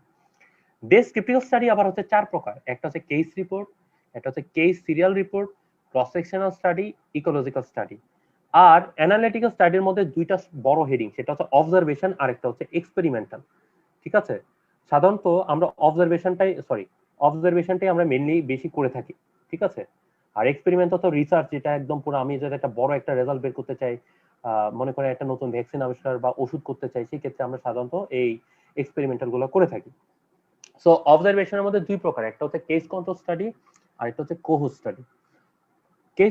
কোহোস্ট স্টাডি আবার দুই প্রকার, একটা হচ্ছে প্রসপেক্টিভ, একটা হচ্ছে রেট্রোস্পেক্টিভ। প্রসপেক্টিভ মানে হচ্ছে সামনের দিকে চলে যাওয়া, এগিয়ে যাওয়া, আর রেট্রোস্পেক্টিভ হচ্ছে পেছনের দিকে চলে যাওয়া। আর কেস কন্ট্রোল স্টাডি সবসময় হচ্ছে গিয়ে রেট্রোস্পেক্টিভ। আর এক্সপেরিমেন্টাল স্টাডির মধ্যে হচ্ছে আরসিটি, র্যান্ডমাইজ কন্ট্রোল ট্রায়াল, তারপর র্যান্ডমাইজ কন্ট্রোল ফিল্ড ট্রায়াল, আর হচ্ছে নন র্যান্ডমাইজড এক্সপেরিমেন্ট। এটাই হচ্ছে টোটাল হচ্ছে স্টাডি ডিজাইন, এগুলো করা হয়। সাধারণত আমরা যে স্টাডিগুলো আমরা সাধারণত করা হয়ে থাকে, যে স্টাডি ডিজাইনটা হয়, একটা হচ্ছে কেস কন্ট্রোল হয়, কোহর হয়, আসিটি হয়, এই জিনিসগুলো বেশি ইউজ করা হয়ে থাকে। ঠিক আছে, তারপর হচ্ছে ক্রস সেকশনাল এগুলা হয়। তো আমি এগুলো আস্তে আস্তে আমি বুঝাবো, সবই বুঝাবো। So don't take it otherwise, কোনো টেনশন নাই, আমি চেষ্টা করব সহজভাবে বোঝানোর জন্য। আচ্ছা, এবার হচ্ছে আপনার যে স্টাডি, কেন আমি একটা স্টাডি ডিজাইন কিসের উপর ভিত্তি করে আমি করব, এটা মূলত এক নাম্বার হচ্ছে কি আমার স্টাডির উদ্দেশ্য কি, আমার রিসার্চ কোশ্চেনটা কি, আমার যে ভ্যারিয়েবলটা আছে ভ্যারিয়েবলটার ক্যারেক্টার কি, এটা ল্যাটেন্সি কি, এটা ফিজিবিলিটি কি। এই 5টা হেডিংটা হচ্ছে মূল জিনিস যেটার উপর আমি একটা স্টাডি সিলেক্ট করব। কথা কি বাবা বুঝি আছেন? এটি হচ্ছে মেইন জিনিস। ঠিক আছে, আমি যদি আমার আর এটিওলজি, কারণ ল্যাটেন্সি বলতে স্যার কি বোঝানো হচ্ছে? আমি এখানে এটার এক্সপ্লেনেশন আসতেছে সামনের স্লাইডে। আচ্ছা, প্রথমে এক নাম্বার এখানে বলছি যে purpose of the study. Purpose of the স্টাডিকে আমি দুইটা হেডিং এ ভাগ করতে পারি, সেটা হচ্ছে স্টাডি অফ এটিওলজি আর এটা হচ্ছে study of the therapy. Study of the etiology মানে কি কারণে হয়েছে, আমার এই উদ্দেশ্যটা কি, এটা কি কারণ হয়েছে সেটা হচ্ছে আমি বোঝাতে যাচ্ছি। যেমন হচ্ছে এটা ইকোলজিক্যাল হতে পারে, কেস কন্ট্রোল হতে পারে, ক্রস সেকশনাল হতে পারে, কোহোর্ট হতে পারে, ইন্টারভেনশনাল হতে পারে। আর স্টাডি থেরাপির মধ্যে হচ্ছে আমি লেগ এক্সপেরিমেন্ট করে আমি কিছু করব নতুন। এই যে মনে করেন আমাদের বায়োটেক থেকে যে এবার একটা ভ্যাকসিনের জন্য বাংলাদেশে কোভিড-19 এর জন্য একটা ভ্যাকসিনের জন্য কাজ করতেছে, ওরা কি এরা এক্সপেরিমেন্ট করতেছে। আমাদের সারা পৃথিবীতে কোভিড এর জন্য যে ভ্যাকসিনের জন্য কাজ করতে, এগুলো এক্সপেরিমেন্ট হচ্ছে। তো এটাকে হচ্ছে কি একটা একটা ল্যাব এক্সপেরিমেন্ট করবে, এটার মধ্যে ট্রায়াল থাকে, সাধারণত 3টা বা 4টা ট্রায়াল থাকে, এরপর হচ্ছে রেজাল্ট আসে। আরেকটা জিনিস হচ্ছে কমিউনিটি ইন্টারভেনশন। এখন আমি একটু জিনিস যেগুলো বেশি বেশি ইউজ হয়, যেমন হচ্ছে কেস কন্ট্রোল, কোহর, তারপর হচ্ছে ক্রস সেকশন, এটা খুব ইউজ হয়। আমি এবং এই জিনিসগুলো লংগিটিউডনাল স্টাডি, এগুলো একটু আমি সামনে আমি বলবো, এটা এক্সপ্লেন করব। ঠিক আছে, এখন এরপরে আছে যে এক্সিস্টিং নলেজ বা স্টাডি কোশ্চেনটা, এটা কি দেখতে চাই স্টাডি কোশ্চেন মতন, এটা নতুন আইডিয়া। ঠিক আছে, আমি নতুন কোনো কিছু আইডিয়া, নতুন কিছু বের হয় কিনা, এটা আমরা করতে পারি। এই জন্য ইকোলজিক্যাল করতে পারি, ক্রস সেকশনাল করতে পারি। এরপর হচ্ছে নিউ হাইপোথিসিস। কোন হাইপোথিসিস মানে কি, যে নাল হাইপোথিসিস, অল্টারনেট হাইপোথিসিস, এগুলা মানে আমার যে রিসার্চ যেটা আছে এটা পপুলেশনের এই ইনফরমেশনটাকে সমর্থন করে কিনা, এটা আমরা সাধারণত দেখতে চাই হচ্ছে case control study, cross sectional study. ঠিক আছে, এরপর হচ্ছে নিউ ক্লেমড অ্যাসোসিয়েশন। সাধারণত আমরা একটা স্টাডি করার পরে এই যে রেজাল্টটার সাথে সাপোজ একটা জিনিস আসলো, একটা ভ্যারিয়েবল সাথে আরেকটা ভ্যারিয়েবলের সাথে আমি কম্পেয়ার করি, এটা কি আপনার অ্যাসোসিয়েশন আছে নাকি অ্যাসোসিয়েশন নাই, এটাই হচ্ছে গিয়ে অ্যাসোসিয়েশন বলে। এরপর যদি আপনার হচ্ছে কনফার্ম অ্যাসোসিয়েশন, মনে করেন স্মোকিং এর কারণে আপনার ডায়াবেটিস, সরি হাইপারটেনশন হচ্ছে, হাইপারটেনশন থেকে কিডনি হচ্ছে, আমি যদি এটাকে, যেটা আমরা জানি এটা সিদ্ধ, অতি সিদ্ধ এই রেজাল্টটা, ঠিক আছে, এটা যদি আমি কম্পেয়ার করি, এটা তো কনফার্ম, তাহলে একটা রেজাল্ট পাওয়া যাবে, সেটাই হলো কনফার্ম অ্যাসোসিয়েশন। এতটুকু তো বুঝতে পারছেন। এবার হচ্ছে আমাদের ইয়া ম্যাডাম একটা কোশ্চেন করছেন, ইসরাত ম্যাডাম একটা কোশ্চেন করছেন, এই স্লাইডের পরবর্তীতে আমি এই জিনিসটা ব্যাখ্যা দিব। ঠিক আছে, so don't take it otherwise, কোথাও যাওয়ার কোনো ইয়া নেই। ঠিক আছে, সব অ্যান্সার পড়বে আজকে। রিসার্চ একটা মজার জিনিস যদি আপনি বুঝতে পারেন, রিসার্চ একটা কঠিন জিনিস যদি আপনি না বুঝতে পারেন। আচ্ছা, এবার আসো আমি একটু কেস কন্ট্রোল আর কোহন নিয়ে একটু কথা বলি। আপনারা অনেক কিছুই শুনবেন, cause to effect, effect to cause. ঠিক আছে, আমি একটু অন্যভাবে বলি। এতক্ষণ তো আমার বক্তৃতা শুনে, কথাবার্তা শুনে অনেকে একটু বিরক্ত হয়ে গেছেন, একটু আপনাদের শরীরটাকে একটু চাঙ্গা করি। মনে করেন আপনি আপনার প্রেয়সীকে নিয়ে টিএসসির মোড়ে আপনারা আড্ডা দিতে গিয়েছেন। যখন আপনি আপনার প্রেয়সীর হাতটা ধরে চন্দ্র, সূর্য, গ্রহ, নক্ষত্র সবাইকে সাক্ষী রেখে যখন আপনার ভালোবাসার কথাটা বলতে যাচ্ছেন, হঠাৎ করে আপনার প্রেয়সী পেটে হাত দিয়ে বলছে যে ওনার টয়লেট হচ্ছে বা টয়লেটের ব্যাগ পেয়েছে। তো বুঝেন অবস্থা কিরকম একটা সিচুয়েশন হবে। আপনি আপনার ভালোবাসার কথাটা বললেন, উত্তরে আপনার প্রেয়সী উত্তর দেওয়ার আগে সে বলছে আমি বাথরুমে যাব। ঠিক আছে, তো আপনি তো ব্যতিব্যস্ত হয়ে গেছেন, কি বা সমস্যা, কোনো অসুস্থ বোধ করতেছো? বলে হ্যাঁ আমার তো আজকে ডায়রিয়া হচ্ছে। তো যেহেতু আপনি মেডিকেল পার্সন, আপনার মাথায় তো একটা কাজ করবে, ডায়রিয়া হচ্ছে, কি খাইছিলা? শুধু মেডিকেল পার্সন না, যে কোনো সাধারণ মানুষও কিন্তু যখন ডায়রিয়া হয় বা ইয়া হয় জিজ্ঞেস করে তুমি কি খাইছিলে, কি খাওয়ার পর থেকে হয়েছে? তখন সে বললো আমি হচ্ছে কাচ্চি ভাইয়ের কাচ্চি খেয়েছিলাম, এরপরে আমার ডায়রিয়া শুরু হয়ে গেছে। তো এখানে আপনার প্রেয়সীর ডায়রিয়া হয়েছে, ঠিক আছে, এবং এটার কজ পাওয়া গেছে কি আপনার প্রেয়সী কাচ্চি ভাইয়ের কাচ্চি বা সুলতানের ডাইনের কাচ্চি খাইছে, খাওয়ার পরে তার ডায়রিয়া শুরু হয়েছে। সো এখানে সুলতানের ডাইন হচ্ছে গিয়া কজ, এবং আপনার প্রেয়সীর ডায়রিয়া হয়েছে, তার মানে হচ্ছে এটা হচ্ছে ইফেক্ট। সো আমরা যখন ইফেক্ট থেকে ডায়রিয়া হয়েছে, আপনার প্রেয়সীর ডায়রিয়া হয়েছে, আপনি খুঁজতে খুঁজতে প্রেমিক হিসাবে যখন খুঁজতে খুঁজতে আসছেন যে কি কারণে হয়েছে, কজ, দেখলেন যে সুলতান ডাইন বা কাচ্চি ভাইয়ের কাচ্চি খাইছেন, খাওয়ার পরে ডায়রিয়া শুরু হয়েছে। সো এটাই হচ্ছে গিয়া কেস কন্ট্রোল স্টাডি, কারণ কি এটা রেট্রোস্পেক্টিভ স্টাডি করছি। যদিও আমার কথা যদি শোনে কেস আপনার সুলতান ডাইন বা কাচ্চি ভাই, ওরা আমাকে এই শোনার কথার পরে ওরা কিন্তু আমি শিওর ওরা অন্তত ওদের রেস্টুরেন্টে আমাকে ঢুকতে দিবেন না। ভাই যাই হোক, আপনার অনুভাবে নিবেন না, আপনার বেশি করে কাচ্চি খাবেন, ওদেরও নিজেও তৃপ্তি পাবেন, ওদেরও ব্যবসাটা বাড়াবেন, কিন্তু এটা আবার ওদেরকে মন খারাপের সিস্টেম করেন না। তো এই জিনিসটা হয়ে গেল কেস কন্ট্রোল, আমি বলে ফেলছি, পড়ানো আমার শেষ কেস কন্ট্রোল। এবার আসেন কোহর। এই যে আপনার প্রিয়সীর কাচ্চি খাইয়া হয়েছে, তা আপনার মনের মধ্যে মানে প্রেমের আগুন দাউ দাউ করে জুটলো, কারণ কি আপনি প্রেম নিবেদন করতে গেছেন, যাওয়ার পরে প্রেয়সী তো অ্যান্সারটা দিতে পারে নাই, তার তো বাথরুমে যেতে হয়েছে। তো আপনি কি করলেন, আমি প্রতিশোধ নিব। কিভাবে প্রতিশোধ নিব? আমি কাচ্চি ভাই বা সুলতান ডাইনে আমি প্রতিদিন কাচ্চি খাবো, এরপরে কখন আমার ডায়রিয়াটা হচ্ছে আমি এটা ফলো আপ করবো। সো সে প্রেয়সীর এই প্রেমিক, সে প্রতিদিন কাচ্চি খাচ্ছে এবং তার টার্গেট হচ্ছে সে ডায়রিয়াটা কবে, তার এই কাচ্চি খেয়ে কখন ডায়রিয়া হয় সে এটা পরীক্ষা করে এটা সে রেজাল্টটা বের করবে, করার পরে ওদেরকে ধরবে যে আপনার কাচ্চি খেলে আমার ডায়রিয়া হচ্ছে। ঠিক আছে? সো এখানে কি, এখানে হচ্ছে একটু আগে বলছি যে ডায়রিয়ার পরে ডায়রিয়ার কারণ হিসেবে কাচ্চি পাওয়া গেছে, আর এখন হচ্ছে কাচ্চি খাইয়া সে ডায়রিয়া আবিষ্কার করবে, মানে এটার সাথে সে সম্পর্ক করবে যে আমি আপনাদের কাচ্চি খাই আমার শরীর খারাপ হচ্ছে। তো এই কজ থেকে ইফেক্টের নাম যাওয়ার নামটাই হচ্ছে কিয়া কোহোর্ট স্টাডি। কথা কি বাবা বুঝিয়াছেন? এটা নিয়ে পোলাপানের যথেষ্ট পরিমাণে একটা কনফিউশন থাকে, এই জিনিসটা মাথায় রাখবেন। কোজ স্টাডিতে আমরা সাধারণত আউটকাম দেখি। কথা কি বাবা বুঝিয়াছেন? আর কজ বা রেয়ার কেস গুলোর ক্ষেত্রে আমরা সাধারণত কেস কন্ট্রোলটাই আমরা সাধারণত করে থাকি। তবে ভেরি রেয়ার কেস গুলোর ক্ষেত্রে কেস কন্ট্রোলটা একটু ভেজাল করে, এই জিনিসটা আমি বুঝাইছি। এতটুকু কি কেস কন্ট্রোল কোহর কোনোদিন জীবনে কেউ ভুলবেন? এতক্ষণ যে গল্পটা বললাম ভুলবেন না স্যার, ইনশাআল্লাহ না। ওকে, না ভুললেই এটা হবে আমার এই গল্প বা এই উদাহরণগুলোর সার্থকতা। ঠিক আছে? আচ্ছা, এবার আসেন যে আমি বললাম যে কেস কন্ট্রোল স্টাডিতে প্রচুর পরিমাণ আমার স্যাম্পল লাগে। সো এটা রেয়ার এক্সপোজার, ভেরি রেয়ার এক্সপোজারের জন্য case control study is very good, কিন্তু ভেরি রেয়ার কেসের ক্ষেত্রে এটা করা যাবে না। তারপর ভেরি রেয়ার কেসের ক্ষেত্রে সাধারণত কোহোর্ট স্টাডি করা যাবে না, কারণ কি কোহোর্ট স্টাডিতে সাধারণত আউটকাম দেখতে পারি, কারণ এটা কিন্তু প্রচুর পরিমাণ ফলো আপ লাগে।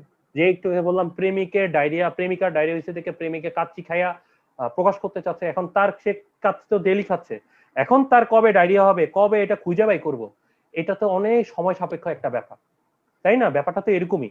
তো এটা হচ্ছে অনেক দিন লাগবে, কতদিন লাগে এটা তো আমরা বলতে পারছি না। সেই জন্যই কোহোর্ট স্টাডিটা অনেক সময় লাগে, এবং যদি মনে করেন প্রতিদিন কাচ্চি খেলে তো টাকাও লাগে।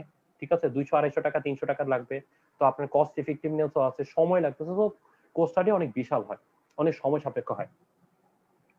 তারপর একুট ডিজিজের ক্ষেত্রে সাধারণত আমরা প্রিভ্যালেন্স গুলা আসেন, আপনারা কি ইনসিডেন্স এবং প্রিভ্যালেন্স কি স্যার ম্যাডামরা বুঝেন?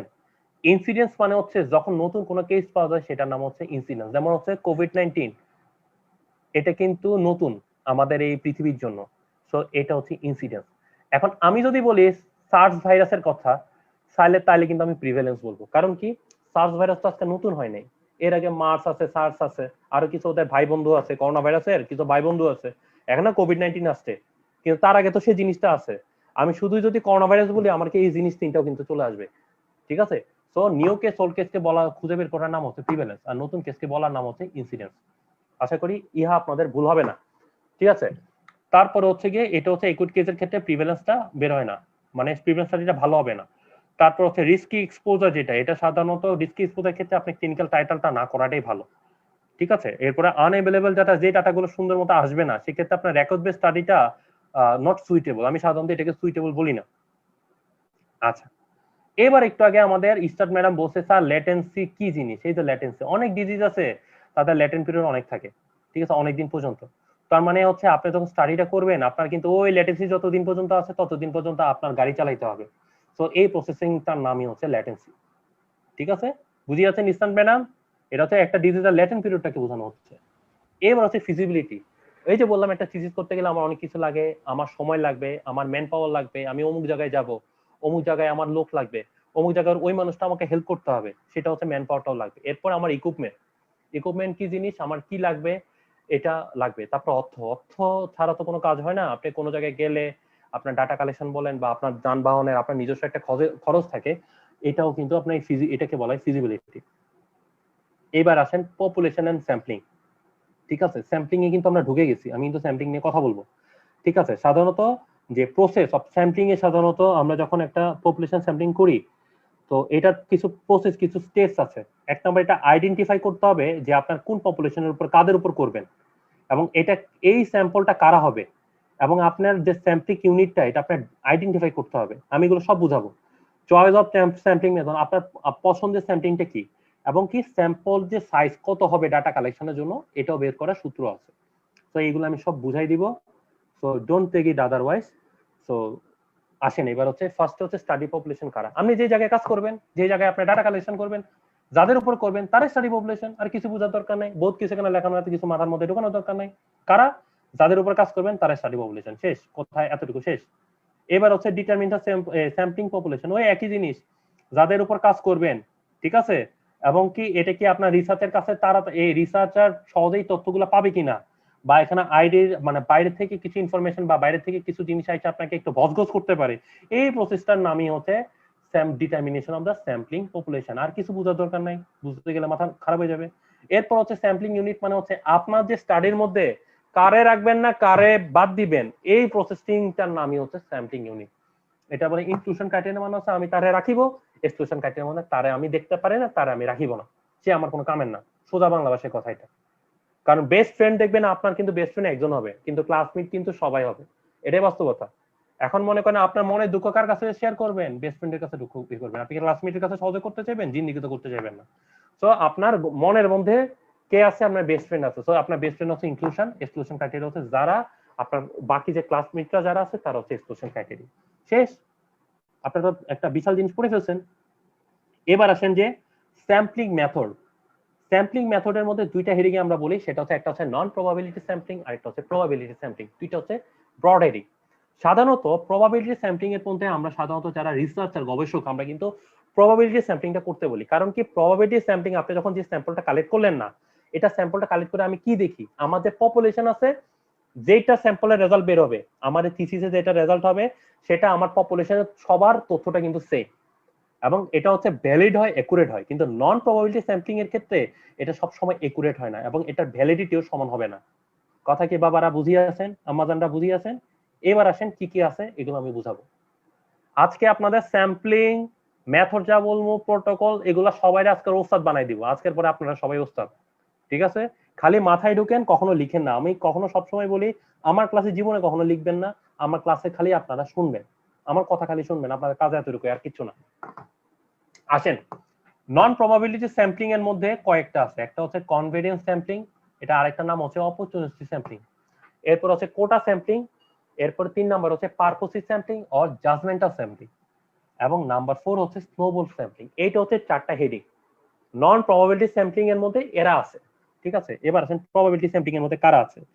একটা হচ্ছে সিম্পল র্যান্ডম স্যাম্পলিং, তারপর হচ্ছে systematic random sampling, stratified random sampling, multi stagic random sampling, এরপরে হচ্ছে ক্লাস্টার স্যাম্পলিং, ঠিক আছে?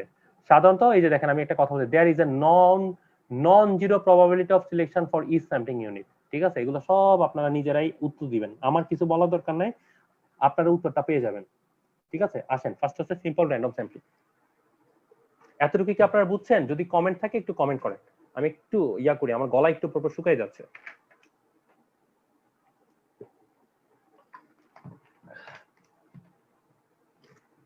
আচ্ছা, এটা হচ্ছে সিম্পল র্যান্ডম স্যাম্পলিং। মানে কি, যখন আপনার যে স্যাম্পল যে জায়গায়, মনে করেন আপনার কলেজে থেকে আমি ডাটা কালেকশন করবো, তার মানে আমার আপনার যে আপনি মনে করেন থার্ড ইয়ার স্টুডেন্ট, আপনার ক্লাসে 100 জন স্টুডেন্ট আছে, আমি যে ডাটা কালেকশন করব এই 100 জনের মধ্যে থেকে করব, ঠিক আছে? কিভাবে করব? হয় লটারির মাধ্যমে করতে পারি, বা একটা র্যান্ডম নাম্বার বলতে পারি সাইন্টিফিক ক্যালকুলেটরের মাধ্যমে, বা র্যান্ডম টেবিলের মাধ্যমে কিন্তু আমি সিলেক্ট করতে পারি। এই প্রসেসিংটা, এই ধরনের স্যাম্পলটাকে বলা হয় সিম্পল র্যান্ডম স্যাম্পলিং। মানে কি, প্রত্যেকটা স্যাম্পল মানে 100 জনই থাকবে, তার কাছ থেকে আমি র্যান্ডম একটা বা লটারির মাধ্যমে সিলেক্ট করাটার নামই হচ্ছে সিম্পল র্যান্ডম স্যাম্পলিং, ঠিক আছে? এই হচ্ছে নাম্বার 1। নাম্বার 2 হচ্ছে সিস্টেমেটিক স্যাম্পলিং। যখন একটা নির্দিষ্ট মানে দূরত্ব পরপর যখন ডাটা কালেকশনটা নেওয়া হয়, বা নির্দিষ্ট ইন্টারভেল মানে ইয়া করে করে আমি যখন ডাটা কালেকশনটা নিই, সেটাকে বলে সিস্টেমেটিক স্যাম্পলিং, ঠিক আছে? সিস্টেমেটিক আর সিস্টেমিক স্যাম্পলিং কিন্তু সেম না, আমি সব কিন্তু আমি আপনাদের বুঝাই দিব। সাধারণত সিস্টেমেটিক স্যাম্পলিংটা আমরা বের করতে পারি স্যাম্পল ইন্টারভেল দিয়ে। তো স্যাম্পল ইন্টারভেল হচ্ছে দেখেন বড় হাতের এন ডিভাইডেড বাই ছোট হাতের এন। এখানে হচ্ছে বড় হাতের এন হচ্ছে কি পপুলেশন সাইজ, আর ছোট হাতের এন হচ্ছে স্যাম্পল সাইজ। স্যাম্পল সাইজ মানে কি পপুলেশন, আমার মনে করেন আমার পপুলেশন হচ্ছে 100 জন, কিন্তু স্যাম্পল নিব 5 জন, ঠিক আছে।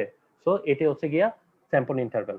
যদি আমি পপুলেশন সাইজ রে মানে 100 জন রে আমি যদি স্যাম্পল সাইজ 5, মানে আমি কজনকে দরকার আমার 5 জন রে, তো ঠিক আছে, তাহলে আমি স্যাম্পল ইন্টারভেল কতজন হবে সেটা আমি বের করব। এই জিনিসটাকে বলে স্যাম্পলিং, এই স্যাম্পল ইন্টারভেল। এতটুকু বুঝতে পারছেন? আপনাদের সাধারণত আন্ডার গ্রাজুয়েটে কিন্তু কোশ্চেনগুলো করে, যখন আপনাদের রিসার্চ মেথোডোলজি পড়াবে তখন টিচাররা কিন্তু কোশ্চেন করবে, এবং ম্যাক্সিমাম স্টুডেন্টরা আমি দেখছি এই জিনিসগুলো নিয়ে কনফিউশন আছে, হিউজ কনফিউশন। শুধু তাই না, ডাক্তার বলেন, আমি পোস্ট গ্রাজুয়েট লেভেলে আমি অনেকেরই প্রোটোকল করি বা অ্যানালাইসিসের কাজ করি পোস্ট গ্রাজুয়েট স্টুডেন্টদের, আমি দেখি অনেকের কনফিউশন থাকে, ঠিক আছে। আমাদের স্টুডেন্টদের যারা আছে এগুলো কিন্তু বলে যে এটা বুঝায় এটা বুঝি না, বা কনফিউশন, অনেক সিনিয়রদেরও এই কনফিউশনটা হয়ে যায়। সো আমার মনে হয় আজকে আমি চেষ্টা করতেছি আমি আমার মতো করে বোঝানোর জন্য। আপনাদের যদি একটু বুঝতে সমস্যা আপনারা বলবেন, কারণ আমরা এখানে আসছি সব জ্ঞান ভাগ করার জন্য। এখানে কেউ, আমি শিক্ষক হতে আসি নাই, কিছু হতে আসি নাই, এখানে আমি জ্ঞানটা ভাগ করতে চাই, তাই কোশ্চেন করতে কোনো কার্পণ্য বোধ করবেন না, ঠিক আছে। আসেন এইবার একটু বলে, একটু আগে কি বললাম আমি সিস্টেমেটিক বলছি, এটা হচ্ছে সিস্টেমিক, সরি আমার এখানে একটু ভুল করছি, এটা হচ্ছে সিস্টেমিক, এটা হচ্ছে সিস্টেমেটিক, ঠিক আছে। সিস্টেমেটিক স্যাম্পলটার কিছুই নেই, প্রথমে হচ্ছে প্রথম স্যাম্পল যেটা আছে এটাকে আমি র্যান্ডমলি সিলেক্ট কালেক্ট করলাম। এরপরে এই সিস্টেমিক ইন্টারভেলের মাধ্যমে, স্যাম্পল ইন্টারভেলের মাধ্যমে যখন ডাটা কালেকশনটা করব, এটাকে টোটাল প্রসেসিংটার নাম হচ্ছে সিস্টেমেটিক র্যান্ডম স্যাম্পল। মানে কি 100 জনের মধ্যে প্রথম ডাটাটা আমার নিজের পছন্দ মতো, যেমন আমার রোল 2 মনে করেন আমি নিলাম, এরপরে আমি বাকিগুলারে আমি একটা স্যাম্পলিং ইন্টারভেলের মাধ্যমে আমি নিব। তো এটাই হলো যে সিস্টেমিক র্যান্ডম স্যাম্পলিং। সো এটার জন্য প্রথমে কি লাগে, এক নাম্বার হচ্ছে আইডেন্টিফাই করতে হবে, পপুলেশনটাকে ডিফাইন করতে হবে। আমার কতটুকু আমি স্যাম্পল নিতে চাই, আমি বললাম আমি 5 জনের বেশি নিতে চাই না, আমার স্যাম্পল ফ্রেমটা কতটুকু হবে সেটাও করতে হবে, আমার আইডেন্টিফাই করতে হবে স্যাম্পল ইন্টারভেলটা। তারপর হচ্ছে আমার পপুলেশন থেকে আমি র্যান্ডমলি কালেক্ট করব, এবং এরপর take the every kth of individual from the list, ঠিক আছে। এটা হচ্ছে ব্যাপার, আমি একটু বুঝাই দিই।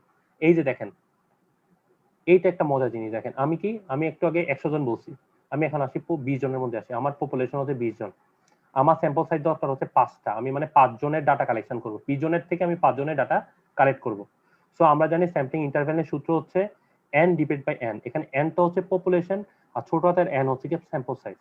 সো এখানে n টা কি আমি 20 জন, একটু আগে 100 জন কইছি, তাহলে 100 জন হলে 100 জন আপনি নেবেন, ঠিক আছে। আমার দরকার 5 জন, আমি 5টা দিলাম, তার মানে 5 সাইডে 20 এ কত আসে 4, ঠিক আছে 4, ঠিক আছে। তার মানে হচ্ছে সরি সরি স্যার আমার একটু চলে গেছে হাতে লেগে।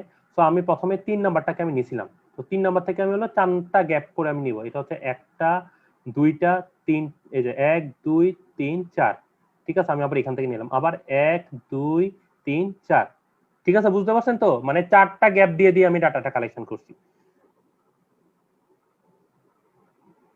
আচ্ছা, এখানের মধ্যে সীমান্ত মোদক বসে, sir can you please mention some journal which accept publication from medical student. শুনেন আমি একটা কথা বলি, আপনাদের প্রত্যেকটা মেডিকেল কলেজে আপনাদের কিন্তু পাবলিকেশন থাকে, পাবলিকেশনের জন্য একটা উইংস থাকে, ঠিক আছে। ওইখানে কিন্তু আপনারা স্টুডেন্টদের এটা কিন্তু হয়, নেওয়া হয়। এছাড়া আপনারা বিভিন্ন ধরনের পাবলিকেশনের কিছু ইয়ে আছে, মানে ইয়ে আছে, নাম আছে যারা অ্যাকসেপ্টেড করে আপনার কাজটা, সেক্ষেত্রে আপনি মেডিকেল স্টুডেন্ট হলেই হবে, আপনার ডাক্তার হইতে হবে বা এটা ম্যান্ডেটরি না। আপনার পাবলিকেশনটা যদি অনেক সুন্দর হয় অবশ্যই আপনি অ্যাকসেপ্টেড হবেন, ঠিক আছে সীমন্ত। সো আপনি চাইলে আপনার নিজের মেডিকেল কলেজে একটু খোঁজ খবর নিয়ে করতে পারেন।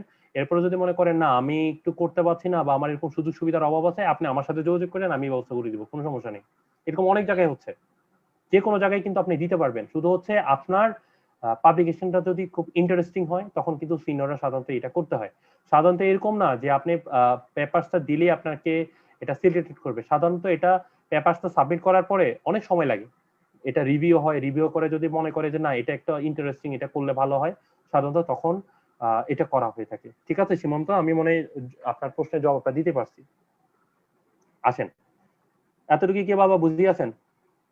সবাই কি বুঝিয়েছেন বাবা সিস্টেমেটিক স্যাম্পলিং? জি আচ্ছা, স্যার বুঝেছি। ওকে, এরপর হচ্ছে স্ট্র্যাটিফাইড স্যাম্পলিং। স্ট্র্যাটিফাইড স্যাম্পলিং কিছুই না, মনে করেন সাধারণত একটু আগে বললাম যে 100 জনের থেকে আমি ডাটা কালেকশন করবো, সাধারণত 100 জনের মধ্যে আপনার ছেলেরাও থাকে, মেয়েদের থেকেও থাকবে। আমি চিন্তা করলাম যে আমি এদেরতে আলাদা করে ডাটা কালেকশন করব। সো 100 জন স্টুডেন্ট যখন ছেলে মেয়ে একত্রে থাকে তখন মানে কি এটা হেটারোজেনাস থাকে। তো আমি ফার্স্টে করব এই ছেলে মেয়ে আলাদা করব, তার মানে কি এটা হোমোজেনাস করলাম। এই হোমোজেনাস থেকে ডাটা কালেকশন করব, এরপরে আমি মেয়েদের থেকে ডাটা কালেকশন করবো আলাদা, ছেলেদের থেকে আলাদা ডাটা কালেকশন করবো। এই যে স্যাম্পলিংটাকে, এটাকে বলে স্ট্র্যাটিফাইড স্যাম্পলিং। কথা কি বাবারা বুঝিয়েছেন? এই যে দেখেন, এই যে দেখেন, এটা হচ্ছে ছেলে মেয়ে একসাথে আসলে, এরপর মেয়েগুলো আলাদা করে ছেলেদেরকে আলাদা করে, শেষ। ইজি জিনিস, কোনো বুঝের কোনো এগুলা নিয়ে কোনো চিন্তা করার কিছু নাই। ঠিক আছে? রিসার্চ স্ট্যাটিস্টিক্স, তারপর এপিডেমিওলজি, এটা মজার জিনিস, খালি মজা করে পড়বেন, কোনো ব্যাপার না, ফু দিয়ে সব শেষ করে ফেলতে পারবেন। আচ্ছা, এবার হচ্ছে মাল্টি স্টেজ। এখানের মধ্যে কয়েকটা স্যাম্পলিং মেথড যখন আমরা ইউজ করি সেটাকে সাধারণত মাল্টি স্টেজ স্যাম্পলিং বলে। যেমন মনে করেন আমার গান বাজনার দিকে, পার্সোনালি যারা আমাকে চেনে তারা জানে আমি গান বাজনার দিকে আমার খুব ইয়া, এবং আমার আবৃত্তি গান টান এগুলো নিয়ে আসলে অবসর টাইম গুলা ইয়া করার চেষ্টা করি।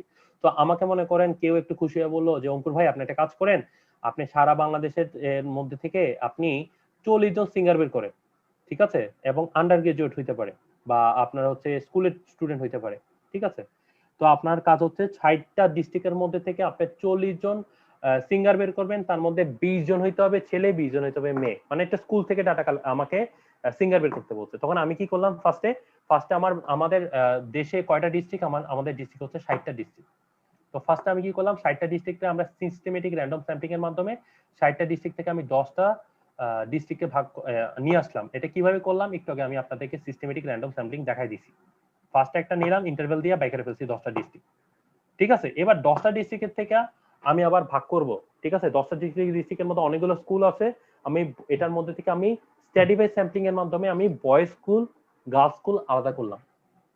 এবার মধ্যে মনে করেন বয়েজ স্কুল গার্লস স্কুল করলাম, এবার এইগুলোর থেকে বয়েজ স্কুল এবং গার্লস স্কুলের মধ্যে সবচেয়ে ভালো গায়ককে, ভালো শিল্পীকে, ওইটা আমি আবার সিস্টেমেটিক র্যান্ডম স্যাম্পলিং এর মাধ্যমে আমি এই যতগুলো বয়েজ স্কুল আছে ওইখান থেকে আমি 20টা ছেলেকে বের করব, যতগুলা মেয়ে আছে মেয়ে স্কুল আছে ওইখান থেকে 20টা মেয়ে বেস্ট সিঙ্গার বের করব।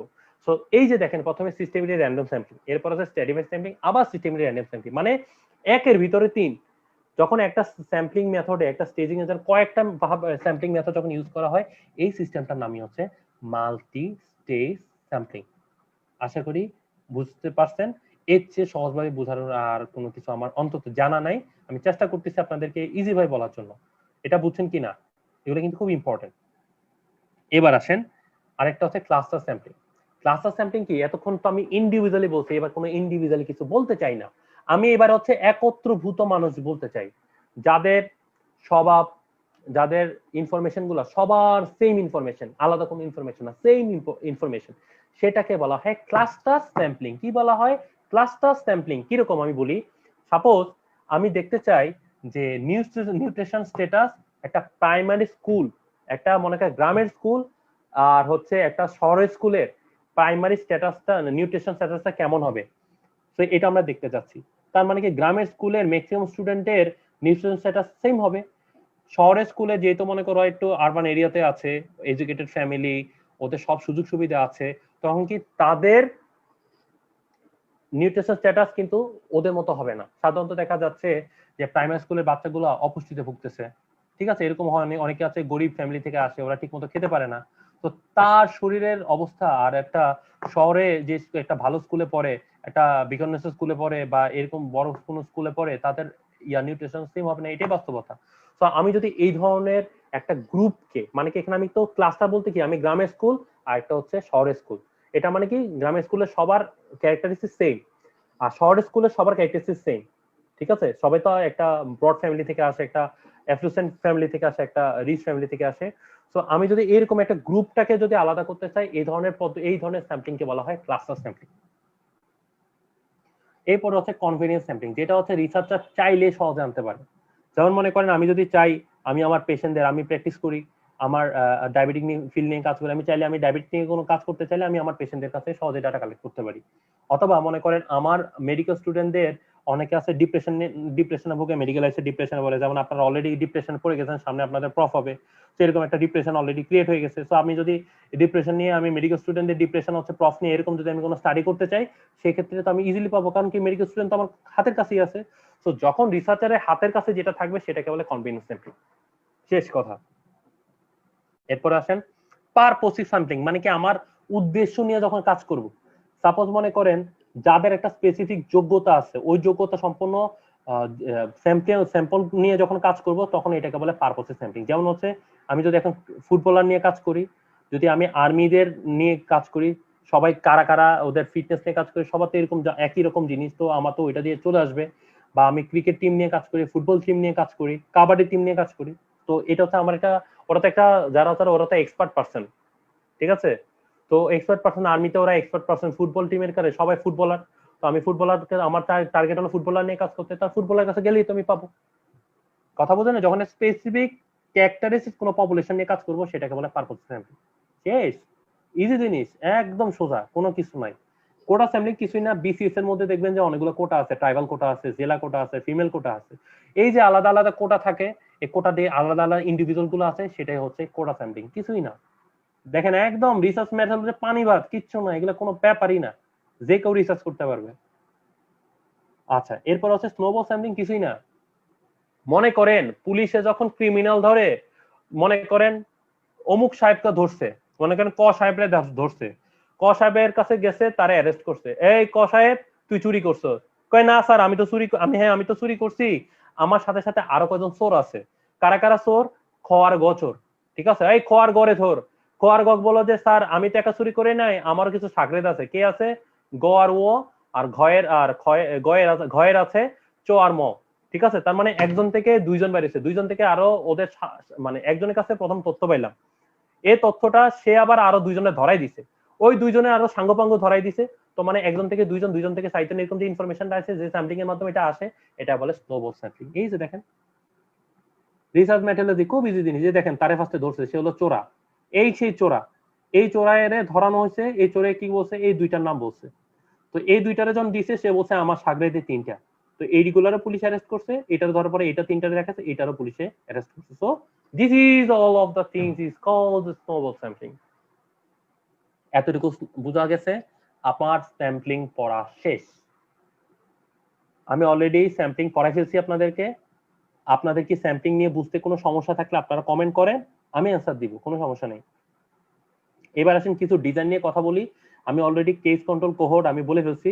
ক্রস সেকশনাল কিছুই না, যখন একটা স্টাডি, সাধারণত আমার সময় কম, কিন্তু আমি একসাথে অনেকগুলো ডাটা, আমি একসাথে আমার স্যাম্পলগুলো কালেকশন করতে হবে, ডাটাগুলো অনেকগুলো আমার পাওয়া দরকার, এই ধরনের স্টাডিকে বলে ক্রস সেকশনাল স্টাডি। দেখেন একটা সিঙ্গেল টাইমে যখন আমি সহজে আমি ডাটা কালেকশন খুব তাড়াতাড়ি একসাথে অনেকগুলো ডাটা কালেক্ট করতে পারি, সেটা হচ্ছে ক্রস সেকশনাল স্টাডি। যেমন এখানে দেখেন ইউএস সেন্সাস হইতে পারে, বাংলাদেশের সেন্সাস, মানে কি বাংলাদেশের সেন্সাস কতবার পর হয়? 5 বছর পর পর হয়।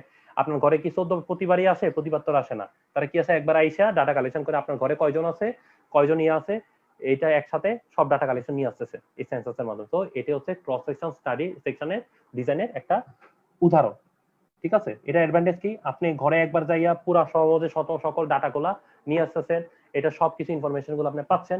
এটা ডিসঅ্যাডভান্টেজ হচ্ছে আপনার তো দেখা যাচ্ছে আপনি একসাথে অনেকগুলা জায়গার ডাটা কালেকশন করতেছেন, আপনি ঘরে ঘরে যেয়ে আপনি সেন্সাস নিতেছেন, তথ্যগুলো আনতেছেন, অনেক সময় তথ্যগুলো উঠাইতে গেলে ভুল হইতে পারে, সেটা হচ্ছে ডিসঅ্যাডভান্টেজ, ঠিক আছে। এরপরে আরেকটা হচ্ছে লঙ্গিচুডাল স্টাডি, এটা সাধারণত করা থাকে, এইটাও অনেকটা ক্রস সেকশনাল স্টাডির মতো, কিন্তু লঙ্গিচুডাল স্টাডির ক্ষেত্রে অনেক সময় লাগে। কারণ কি, এটা সাধারণত আমরা সাধারণত একবার যে ক্রস সেকশনাল স্টাডি যে ডাটাটা কালেকশন করি, কিন্তু এখানে ক্ষেত্রে যেটা হচ্ছে একবার যাওয়ার পরে তার যে আউটকাম, যে পরিবর্তনটা, সেটাও কিন্তু এই লঙ্গিচুডাল স্টাডিতে করতে হচ্ছে। মনে করেন কারো জ্বর ছিল, আমি জ্বরের উপরে একটা ডাটা কালেকশন করতে গেছিলাম, যারা যারা জ্বর আছে আমি এগুলো কালেক্ট করলাম, জ্বরের কতদিনে সুস্থ হয়েছে, কতদিনে ভালো হয়েছে, যখন এই জিনিসটাও আমি ইনক্লুড করতে চাই, তখন যে মেথডটা ইউজ করব, জ্বরের জন্য কার জ্বর হয়েছে শুধু জ্বর বের করতে যাব, সেটা হলো ক্রস সেকশনাল স্টাডি। আর যদি হচ্ছে জ্বরের পরে কতদিন জ্বরটা ভালো হয়েছে, এটা তথ্যটা বের করতে যাব, সেটা হচ্ছে লঙ্গিটিউডনাল স্টাডি, ঠিক আছে। জ্বর এতদিন, মনে করেন তার জ্বর হয়েছে 10 দিন আগে, সে ভালো হয়েছে আজকে বা কালকে, তো ঠিক আছে, এই তখন দেখা যাচ্ছে একজনের তথ্য বের করতে অনেক সময় লাগতেছে। তো দেখা যাচ্ছে আমার দরকার ছিল 200 জন ডাটা কালেকশন করে, আমি 200 জন কালেকশন করতে পারতেছি না। তো এটাই হচ্ছে কি ডিসঅ্যাডভান্টেজ। অ্যাডভান্টেজ কি, আমি টোটাল তথ্যগুলো আমি পাচ্ছি, ঠিক আছে, এই তথ্যগুলো আমি গ্রাফ বা ডায়াগ্রাম দিয়ে প্রেজেন্ট করতে পারতেছি। এতটুকু কি আপনারা বুঝিয়েছেন? আপনারা কিন্তু স্টাডি মেথড স্যাম্পলিং আমার পড়ানো শেষ। ক্লিয়ার কি না বাবা, একটু বুঝান, একটু বলেন। কোনো কোশ্চেন থাকলে, কোনো কনফিউশন নাই, আমার সামনে কোনো প্রশ্ন করতে কোনো দ্বিধা নেই, কোশ্চেন করেন, কনফিউশন থাকলে কোশ্চেন করবেন, ঠিক আছে বাবা। এতটুকু ক্লিয়ার কিনা? একটু আপনার যদি কারো যদি কোনো কমেন্ট থাকে স্যার দেখো কারো কোনো কমেন্ট আছে কিনা এতটুকু, দেন আমি নেক্সট সেশনে যাব।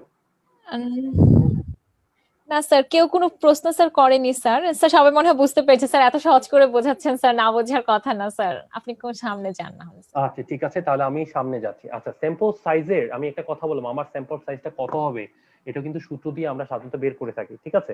তো স্যাম্পল সাইজের সূত্র হচ্ছে n, n ইকুয়াল টু, এটা হচ্ছে সূত্রটা মনে রাখেন, n equal to Z square P Q divided by D square. আমরা এটা দিয়ে আমার স্টাডিতে কয়টা ডাটা লাগবে এটা কিন্তু আমরা বের করতে পারি। এখানে nটা হচ্ছে স্যাম্পল সাইজ, ঠিক আছে? এখানে জেডটা হচ্ছে 1.9, এটা হচ্ছে কনফিডেন্স লেভেল, ঠিক আছে? এটা হচ্ছে কনফিডেন্স লেভেল। এইটা হচ্ছে পি মানে হচ্ছে কত পার্সেন্ট প্রবাবিলিটি হচ্ছে যে এটা হতে পারে, আর কিউটা হচ্ছে কত পার্সেন্ট প্রবাবিলিটি যে এটা এই যে এটা বাইরে হইতেছে এটা নাও হইতে পারে। সাধারণত অনেক সময় উত্তরটা দেয়া থাকে, অনেক সময় উত্তর দেয়া থাকে না। আমরা সাধারণত 0.5টাকে ধরে থাকি যে 0.5 যে এই ইনফরমেশনটা এটা হবে যে তথ্যটা আছে এটা হচ্ছে, আর 0.5 হচ্ছে যেটা আমি বলতেছি এটা আসলে হচ্ছে না, ঠিক আছে? এটা হচ্ছে এটা ইরর হইতে পারে। আর ডি তে হচ্ছে degree of freedom, degree of freedom হচ্ছে ডি ইকুয়াল টু, মনে রাখবেন এটা হচ্ছে 0.05। কারণ এগুলো তো আসলে এক্সপ্লেন করার সময়টা নাই, নাহলে আমি এগুলো বুঝাইতাম। আর মনে রাখবেন যে একটু আগে দেখেন যে জেড স্কোর আমি বলছি যে জেড ইজ ইকুয়াল টু 1.96, যদি 95% নে ক্লাস ইন্টারভেল হয় 1.96, আর 19 মানে ক্লাস ইন্টারভেল কি আপনার যে কাজটা করতেছেন এটা এত পার্সেন্ট ঠিক কাছাকাছি, ঠিক আছে? যে আপনার রেজাল্টটা পপুলেশন আছে কাছাকাছি। আর 99% ক্লাস ইন্টারভেল হচ্ছে 2.58, মানে কি এটা হচ্ছে এত পার্সেন্ট আপনার রেজাল্টে ঠিক আছে, ঠিক আছে? ফাইন। এই তো আমরা এখন দিলাম যে একটু আগে দিলাম 1.96, একটু আগে দিলাম, ঠিক আছে? এরপর হচ্ছে 0.5, 0.05 এগুলো সবকিছু দিলাম, দেওয়ার পরে একটা ডাটা রেজাল্ট আসছে 384.16। তার মানে কি আপনাদের থিসিসের জন্য আপনার ডাটা কালেকশন লাগবে কয়টা? 385টা ডাটা লাগবে সূত্র অনুযায়ী। এখন যদি আপনার এখানে যদি আপনার 1.96 না হয় অন্য কিছু হয় ওইটা আলাদা, যদি আপনার 2.5 ওই রকম একটা আলাদা। সাধারণত আমরা 95%, 98% কনফিডেন্স ক্লাস ইন্টারভেলটাই আমরা সাধারণত ধরে থাকি, ঠিক আছে? এবার হচ্ছে কালেকশন ডাটা, ভাই আমি এগুলো অলরেডি বলে দিছি, এটা জাস্ট ওইটাই আমি একটু ইলেভেন্টে বললাম। আমরা ডাটাটা কালেকশন করি। ডাটা এখন কয় প্রকার আছে? ডাটা অনেক রকম আছে, ডিপেন্ডেন্ট, ইন্ডিপেন্ডেন্ট আমি অলরেডি বলে দিছি। আর একটা হচ্ছে কোয়ালিটেটিভ, কোয়ান্টিটিভ। কোয়ালিটেটিভ মানে হচ্ছে ক্যারেক্টার, ঠিক আছে? মেল ফিমেল ক্যারেক্টার, তো এটাকে বলা হয় কোয়ালিটেটিভ। কোয়ান্টিটিভ হচ্ছে পরিমাণ, ঠিক আছে? যদি পরিমাণ নিয়ে কাজ করি সেটা হচ্ছে কোয়ান্টিটেটিভ। কোয়ান্টিটেটিভ ডাটার ক্ষেত্রে আবার দুইটা ভাবে ভাগ করা হচ্ছে, একটা হচ্ছে কন্টিনিউয়াস আর একটা হচ্ছে ডিসক্রিট। কন্টিনিউয়াস ডাটা মানে হচ্ছে যদি তাহার মধ্যে কোনো ফ্র্যাকশন থাকে উহার নাম কন্টিনিউয়াস, ডিসক্রিট হচ্ছে ফুল টার্ম যদি থাকে সেটাকে বলে ডিসক্রিট বলে। যেমন আপনার শরীরের ওজন, আপনার শরীরের হাই, আপনার আপনার আপনার হাইট, এটা হচ্ছে কন্টিনিউয়াস ডাটা। ফ্র্যাকশন আর কারণ এটা ফ্র্যাকশন থাকে। আর হচ্ছে ডিসক্রিট মানে হচ্ছে ফুল ফর্ম, আপনার প্রেসার কত, আপনার পালস কত, এটা তো আমরা নিশ্চয়ই পয়েন্টে বলি না, তো এটাই হচ্ছে গিয়ে ডিসক্রিট, ঠিক আছে? সাধারণত আমরা কন্টিনিউয়াস, ডিসক্রিট, অর্ডিনাল, নমিনাল এগুলো আমরা দেখে থাকি। কালেকশন ডাটা নিয়ে আমি বলছি, ঠিক আছে? সাধারণত আমরা ডাটা কালেকশন টুলটা কি হয় এটা নিয়ে আমরা আলোচনা করতেছি, কারণ এটা আমি একটু দ্রুত যাচ্ছি কারণ আপনারা বুঝবেন না, না হলে সিম্পল করে আমি যে কথাগুলো বলছি এটা এক্সপ্লেনেশন এখানে লেখা। রিসার্চ টুলটা কি? আপনার হচ্ছে যে আপনাদের কোশ্চেনার, সেটা হচ্ছে রিসার্চ টুল। এটা আমরা কোথা থেকে আমি এটা কালেকশন করব? একটা হইতে পারে যে আপনি কোনো রেকর্ড থেকে করতে পারেন, মনে করেন আপনি আদমশুমারি থেকে করতে পারেন, বা আপনার অবজারভেশন চেকলিস্ট থেকে করতে পারেন, আপনি একটা কোশ্চেনিয়ার তৈরি করছেন ওইটা থেকেও একটা হইতে পারে, বা আপনি ইন্টারভিউ নিছেন যে আপনি যাদের সাথে ডাটা কালেকশন করবেন যেখান থেকে, সেখান থেকে আপনি ইন্টারভিউ করে করে আলাদা করছেন, যেটা আরএফসি তে করা হয়, ইন্টারভিউ করে করে নেওয়া হচ্ছে, ঠিক আছে? তো এটা করা হয়। আরেকটা হচ্ছে আপনি যে ওই যে ল্যাব টেস্ট, মানে হচ্ছে আপনি ভ্যাকসিন আবিষ্কার করতে চাচ্ছেন বা ওষুধ আবিষ্কার করতে চাচ্ছেন, তো আপনি তো ল্যাব টেস্ট করতে চাচ্ছেন, আপনাকে ল্যাব করতেছে, এটা রেজাল্ট এটা আসতেছে, প্রতিটা মেজারমেন্ট যখন আমার এই যে আমার মেজারমেন্ট আমার লিখতে হচ্ছে, তো এই মেজারমেন্টটাই হচ্ছে রিসার্চ টুল। এরপর হচ্ছে কি দুইটা এখানের মধ্যে আবার রিসার্চ কোশ্চেনটা আবার দুই প্রকার হতে পারে, একটা হচ্ছে ফিক্সড অল্টারনেটিভ, আর একটা হচ্ছে ওপেন এন্ডেড। ফিক্সড অল্টারনেটিভের মধ্যে কি এটার মধ্যে অ্যান্সার থাকবে ইয়েস নো এইভাবে, ঠিক আছে? আর ওপেন এন্ডের ক্ষেত্রে হচ্ছে এখানে হচ্ছে গিয়ে টোটাল জিনিসটাকে এক্সপ্লেন, আপনার যদি উত্তর ইয়েস হয় কি জন্য ইয়েস, আপনার উত্তর নো হয় কি জন্য নো, এটা যদি নো হলে নো না হলে কি হইতে পারতো, এইগুলো হচ্ছে ওপেন এন্ডেড বলা হয়। হ্যাঁ, সাধারণত কোশ্চেনিয়ার যেগুলো হয় আমরা স্ট্রাকচার্ড কোশ্চেনিয়ার আপনাদেরকে দিই, কি এটা টোটাল ইনফরমেশন গুলো ঠিক মতো আসে, তো এটা একজন স্ট্রাকচার হচ্ছে। আর সেমি স্ট্রাকচার হচ্ছে যে ফলো আপ যদি করতে হয়, যেটা বললাম জ্বর হয়েছে, জ্বরের পরে তার জ্বর কত দিনে ভালো হয়েছে, এই জিনিসটাকে বুঝতে করতে হলে এটা বলে সেমি স্ট্রাকচার বলে, ঠিক আছে? আর আনস্ট্রাকচার হচ্ছে এটা ঠিক মতো এখানে ইনফরমেশন গুলো ঠিক মতো নাই, এখানের মধ্যে এই অসম্ভব রকমের ভুল টুল আছে, এটাকেই বলা হচ্ছে আপনার আনস্ট্রাকচার, ঠিক আছে? তো এইভাবে সাধারণত আমরা ফরম্যাটটা ইউজ করে থাকি। এখন ডাটা কালেকশনের সময় কোশ্চেনিয়ারের মধ্যে আমরা সাধারণত 9টা ভুল করে থাকি। এই জিনিসটাই আমি এখানে বলতে চাইছি। এক নাম্বার হচ্ছে কোনো লিডিং কোশ্চেন দেওয়া যাবে না। আপনি যখন ডাটা কালেকশন করতেছেন তখন কোনো লিডিং কোশ্চেন দিবেন না। নাম্বার হচ্ছে কোনো মানে মানে ওনার যদি সোশ্যালি এম্বারেসিং কোনো কিছু সিচুয়েশন এগুলো করা যাবে না। ঠিক আছে? কোনো লম্বা কোশ্চেন করা যাবে না। ঠিক আছে? তারপর ইররিলেভেন্ট কোশ্চেন করা যাবে না। ডাবল ব্যাড কোশ্চেন মানে একটা অ্যান্সারে ডাবল অ্যান্সার হতে পারে এরকম কিছু করা যাবে না। ঠিক আছে? নেগোসিয়েশন করা যাবে না। তারপরে পুয়ারলি ওয়ার্ডেড রেসপন্স করা যাবে না। বড় ওয়ার্ডে প্রকাশ করবে এটা করা যাবে না। ঠিক আছে? তারপর অ্যাভয়েড করবো আমরা অ্যাম্বিগাস ওয়ার্ড ফ্রেজেস। এই জিনিসটা মাথায় রাখবেন। এই 9টা জিনিস সাধারণত একজন রিসার্চারের যখন ডাটা কালেকশন করতে যাবেন বা আপনারা থার্ড ইয়ার থেকে যারা যারা ডাটা কালেকশন এটা মাথায় রাখবেন। সংক্ষেপে করবেন, ডিটেলস করার কোনো দরকার নাই। আমি প্রোটোকল দেখাচ্ছি আপনাদের কিছুক্ষণ পরে। ওয়ার্ক প্ল্যান আমি বলছি আপনি কখন কোনটা করবেন, কখন আপনি ডাটা কালেকশন করবে, কবে শেষ করবেন, কবে এন্ট্রি করবেন, কবে অ্যানালাইসিস করবেন, সবকিছু যখন আমরা বলি সেটা হচ্ছে যে একটা লিস্ট করি যেটার মাধ্যমে আমরা সবকিছু আমাদের প্ল্যান থাকে সেটা হচ্ছে ওয়ার্ক প্ল্যান। ঠিক আছে? এরপর হচ্ছে ডাটা কালে ইনফর্ম কোশ্চেন নিতে হয়, তথ্য নিতে হয়, ক্লিয়ার ইনস্ট্রাকশন দিতে হয়, কনফিডেন্ট থাকতে হবে যে এটা বলতে হবে যে আপনি যে তথ্য দিচ্ছেন এটা আমার কাছে থাকবে, এটা কাউরে দিব না। তো এইগুলো একটা ব্যাপার। এরপর ডাটা ম্যানেজমেন্ট কি, ডাটা এন্ট্রি, ডাটা নিয়ে আসছেন এটাকে এসপিএসএস এ ঢুকাইলাম, এরপর রেজাল্ট বের করলাম, এটাই হচ্ছে ডাটা ম্যানেজমেন্ট। এরপরে এই যে ডাটা অ্যানালাইসিস কি, যে তথ্যটা আসছে এটাকে আমি কিভাবে প্রকাশ করব, সাধারণত আমরা টেবিল অথবা গ্রাফে করি। গ্রাফের মধ্যে আবার আছে বার চার্ট আছে, পাই চার্ট আছে, লাইন চার্ট আছে, এগুলো আমরা এটা হচ্ছে গ্রাফ। টেবিলের ক্ষেত্রে আমরা সাধারণত ফ্রিকোয়েন্সি টেবিল আছে, ক্রস টেবুলেশন করে সাধারণত করি। তবে আন্ডার গ্রাজুয়েটদের জন্য আমি মনে করি ফ্রিকোয়েন্সি টেবিল বা নর্মাল টেবিলগুলো কিন্তু যে পাবলিকেশনে ম্যাক্সিমাম ফ্রিকোয়েন্সি টেবিল ইউজ করে থাকে। তারপরে একটু মনে করেন আরো ডিটেলস ইনফরমেশন দিতে চাইলে সেক্ষেত্রে ক্রস টেবুলেশন ইউজ করবে। এরপর হচ্ছে নিউমেরিক প্রেজেন্টেশন, এটার মধ্যে হচ্ছে পার্সেন্টেজ, পার্সেন্টাইল, তারপর সেন্ট্রাল টেন্ডেন্সি, ডিসপারশন করা, এগুলো হচ্ছে গিয়ে যখন আপনি আপডেটেড স্টাডি করবেন এটা সাধারণত ইউজ করা হয়ে থাকে। অ্যানালাইসিস কি জিনিস আমি বুঝাই দিছি। এটা ইন্টারপ্রিটেশন কি, যেটা আপনি ঢোকানোর পরে যে রেজাল্ট আসলো এটার পরে এক ফ্যাক্টরের সাথে আরেক ফ্যাক্টরের কোনো সম্পর্ক আছে কিনা, কোনো যোগাযোগ আছে কিনা, এটাকে বলা হয় অ্যাসোসিয়েশন, সেটা বের করা বলা হয় ইন্টারপ্রিটেশন বলে। এরপর রেজাল্টটা যেটা বের হবে সেটাই হচ্ছে রিপোর্টিং। ঠিক আছে? এটাই হচ্ছে একটা জিনিসের তথ্যগুলা। এবার আসেন আমরা একটা হিস্ট্রি থেকে কিভাবে করতে পারি। একটা, আপনারা তো সবাই ওয়ার্ডে গেছেন, যারা ডাক্তার সাহেবরা তারা তো লিখতে লিখতে জান্ডা বেড়ে যায় হিস্ট্রি থেকে। তো এইটা হিস্ট্রি টেকনিক এর মধ্যে কি কি থাকতে পারে, এতটুকু কি আপনারা বুঝছেন? একটু বুঝলে একটু কমেন্ট করেন। আমি একটু, আমার আসলে গলা শুকিয়ে যাচ্ছে, একটু পানি খাচ্ছি। আপনার এই ফাঁকে যদি এতটুকু কোনো কনফিউশন থাকে, আমি কিন্তু রিসার্চ মেথোডোলজির 90% পড়ায় ফেলছি। ঠিক আছে? এটা যদি এতটুকু যদি বুঝেন আপনার 90% পড়া শেষ। এরপরে আমি এখন জাস্ট হিস্ট্রি টেকিং দিয়ে এটা দেখাই ফেলবো, এটা আমার 5 মিনিট লাগবে সর্বোচ্চ। এতটুকু আপনাদের কোনো কনফিউশন আছে কিনা বলেন।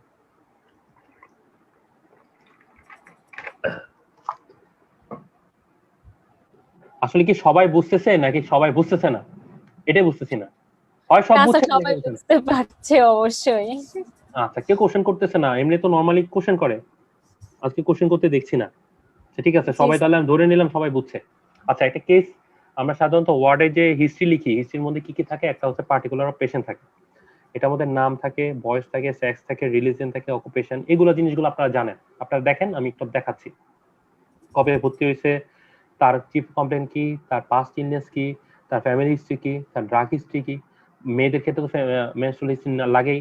এরপর হচ্ছে জেনারেল এক্সামিনেশনের ক্ষেত্রে appearance, body build, anaemia, jaundice, cyanosis, oedema, clubbing, dehydration, leukonychia, koilonychia, skin condition, BP, pulse temperature, respiration, systemic examination আলাদা থাকে, রেসপিরেটরি সিস্টেম আলাদা থাকে, সিবিএস এর একটা আলাদা সিস্টেমের এক্সামিনেশন থাকে, এটা ইন্সপেকশন, পালপেশন, পারকাশন, অসকালটেশন, এগুলো আলাদা থাকে, ইনফরমেশন এলিমেন্টারি সিস্টেমে থাকে, নার্ভাস সিস্টেম থাকে, লোকোমোটর সিস্টেম থাকে। এরপর এটা একটা সারমর্ম করি, এরপর ইনভেস্টিগেশন করি, ডায়াগনোসিস করি, ট্রিটমেন্ট করি, অ্যাডভাইস করি, ফলো আপ করি। এটাই তো একটা হিস্ট্রির মধ্যে থাকে। এখন আপনি কিভাবে এখান থেকে একটা রিসার্চ দাঁড় করাবেন? এবার আসেন, আসল জিনিস চলে আসছে। এতক্ষণ তো আপনাদের আসলে ABCD EFG শিখাই ফেলছি, এখন আমি ওয়ার্ড শিখাচ্ছি। যে এখানে এখানে একটা হিস্ট্রির মধ্যে কয়টা পার্ট থাকে, কি কি থাকে, আমি ডিটেলস লিখে দিচ্ছি। এখন এখান থেকে আপনি কি করতে পারেন, সাপোজ মনে করেন এই যে আমার তো মনে করেন আমাদের ওয়ার্ডে যদি মনে করেন 100 পেশেন্ট থাকে, মনে করেন মেডিসিন ওয়ার্ডে আজকে 100 পেশেন্ট ভর্তি আছে, তো 100 পেশেন্টের কিন্তু এই ডাটাগুলো আছে, তাই না? এটা তো ফিল আপ করতেই হয়, ইন্টার্নিদের, স্টুডেন্টদের এটা করে ফেলতে হয়। তো তো এখান থেকে আমি ডাটা কালেকশন করব। কিভাবে ডাটা কালেকশন করব? মনে করেন হাইপার টেনশন বর্তমান জমানায় কার ঘরে হাইপার টেনশনের পেশেন্ট নাই? কেউ খুঁজে পাওয়া যাবে না, সবার ঘরে একজন না একজন পাওয়া যাবে। তো হাইপার টেনশন একটা মেজর, একটা অ্যালার্মিং, এটা নন কমিউনিকেবল ডিজিজের মধ্যে hyper tension one of the things. তো আমি চিন্তা করলাম যে আমি হাইপার টেনশনের নিয়ে আমি একটু কাজ করব। তো একটা টাইটেল আমি বানাইলাম যে আমি কি করব, যে টাইটেল যে status of hypertensive patient among middle age people in tertiary center or medical college in Bangladesh. তার মানে হচ্ছে আমি এখন একটা, এটা হচ্ছে আমার টাইটেল, আমি যে এখন রিসার্চ যেটা করব এটা টাইটেল হচ্ছে যে আমি একটা মিডল এজ পিপলে যারা আছে তাদের কয়জনের হাইপারটেনশন আছে এটা আমি খুঁজে বের করব। ঠিক আছে? তো সাধারণত আমি একটা কথাই বললাম, আপনাদেরকে একটা কোশ্চেনিয়ার তৈরি করতে হয়।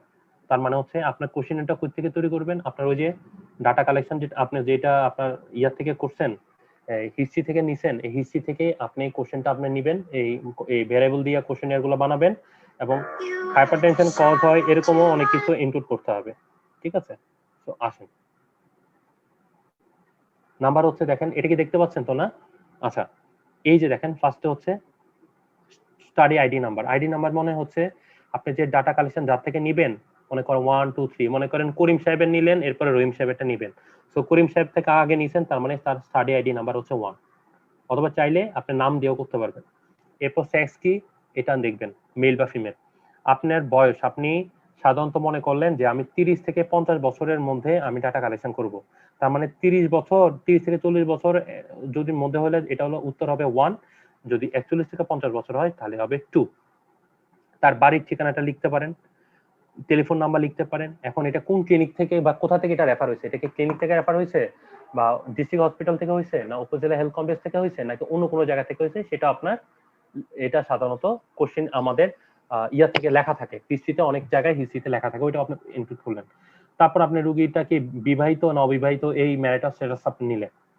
ঠিক আছে? দেন হচ্ছে গিয়ে তার চাকরি ব্যাপারটা আপনি লাগবেন, কারণ চাকরি তো লাগে। ঠিক আছে? চাকরি ছাড়া তো কি না করে আপনি তো বুঝতে পারবেন না। ঠিক আছে? তো সেক্ষেত্রে হচ্ছে এমপ্লয়মেন্ট স্ট্যাটাসও আপনাদের লাগবে, সেটা হচ্ছে কি এটা কি কোথায় উনি জব করেন সেটাও আপনার লাগবে। এরপর হচ্ছে লেভেল অফ এডুকেশন। ঠিক আছে? তার এডুকেশন লেভেলটা কত, মানে কি উনি কতটুকু পড়াশোনা করছেন, এই তথ্যটাও কিন্তু লাগবে। এরপর হচ্ছে প্রেশার। ঠিক আছে? যে ওনার প্রেশারটা কত, যে আমার এই মুহূর্তে আমি সাধারণত এভাবে করব যে দেখেন এখানে 1 2 3 4 5 6 এভাবে দেয়া, মানে যার উত্তর যেটা হবে সেটা খালি আপনি টিক দিবেন। মনে করেন তিনি হচ্ছে নন গভর্নমেন্ট, তো প্রাইভেট জব করে, তাহলে 5 আপনি দিবেন। যদি বলে আমি গভর্নমেন্ট চাকরি করি, তার মানে উনি একই দিবেন, গভর্নমেন্ট জবে দিবেন। কথা কি বুঝতে পারছেন? জাস্ট টিক চিহ্ন দিবেন, এটা হলো সিস্টেমটা এরকম। যদি মনে করেন লেভেল অফ এডুকেশন সে হলো গিয়ে ইউনিভার্সিটির মানে এডুকেশন আছে তার, তো এখানে বি দিলেন। অথবা বলে আমি কোনোদিন পড়াশোনাই করি নাই, তাহলে সেখানে আঙ্গুটা ছাপ, তাহলে আমি 1 দিব, এরকম আর কি। জাস্ট টিক চিহ্ন দিবেন। তারপর আমার প্রেশারটা আমি দেখবো, মেজার তো সাধারণত হিস্ট্রির মধ্যে লেখা থাকে, বা ফলো আপে যেদিন আপনি ডাটা কালেকশন করবে সেই দিনে তো ডাক্তার সাহেবরা ফলো আপে লিখে রাখছে। তো ওইখান থেকে আপনার ডাটা কালেকশন প্রেশারটা আপনি জানা নিলেন যে এটার প্রেশার, ওনার প্রেশার কত আছে। যে আপনার যদি 130/90 হয় সেক্ষেত্রে আমি 1 দিব, যদি 140/90 এর উপরে হয় সেক্ষেত্রে আমি 2 দিব, 180/120 এর উপরে হয় সেক্ষেত্রে আমি 3 দিব। ঠিক আছে? এরপর হচ্ছে যে হোয়ার উই আর ডায়াগনোস, আমরা এখানে হাইপারটেনশন কতদিন ধরে, অনেকে আছে যে জানে যে তার হাই প্রেশার আছে, তো এটা জিজ্ঞেস করতে হবে আপনার কতদিন ধরে হাই প্রেশার আছে আপনি জানেন। বলতে পারে আমি যদি 1 মাসের নিচে হয় তাহলে এটা 1 এ দিব, যে 1 মাস থেকে 1 বছরের মধ্যে 2 দিব, আর হচ্ছে 1 বছরের বেশি হলে 3 দিব। কথা বলছেন? এভাবে করে আমি ডাটা কালেকশনটা করব। তারপর কি কারণে হাইপারটেনশন হচ্ছে এটার কজগুলো আমি দেখবো, ডায়াবেটিস আছে কিনা, হাই কোলেস্ট্রল কিনা, এনজাইনা আছে কিনা, স্ট্রোক করছে কিনা, ক্লডিকেশন আছে কিনা, পুয়ার ভিশন আছে, কিডনি জাতীয় কোনো সমস্যা হচ্ছে বা অন্য কোনো কারণ আছে কিনা। তারপর হচ্ছে যে সে বিড়ি খায় কিনা, বিড়ির হিস্ট্রি নিবেন। ঠিক আছে? তো যদি বিড়ি খায়, সে কতদিন ধরে বিড়ি খাচ্ছে এই হিস্ট্রিটা আপনাকে নিতে হবে। তার এভারেজ কয়টা সিগারেট খায় এটাও আপনার নিতে হবে।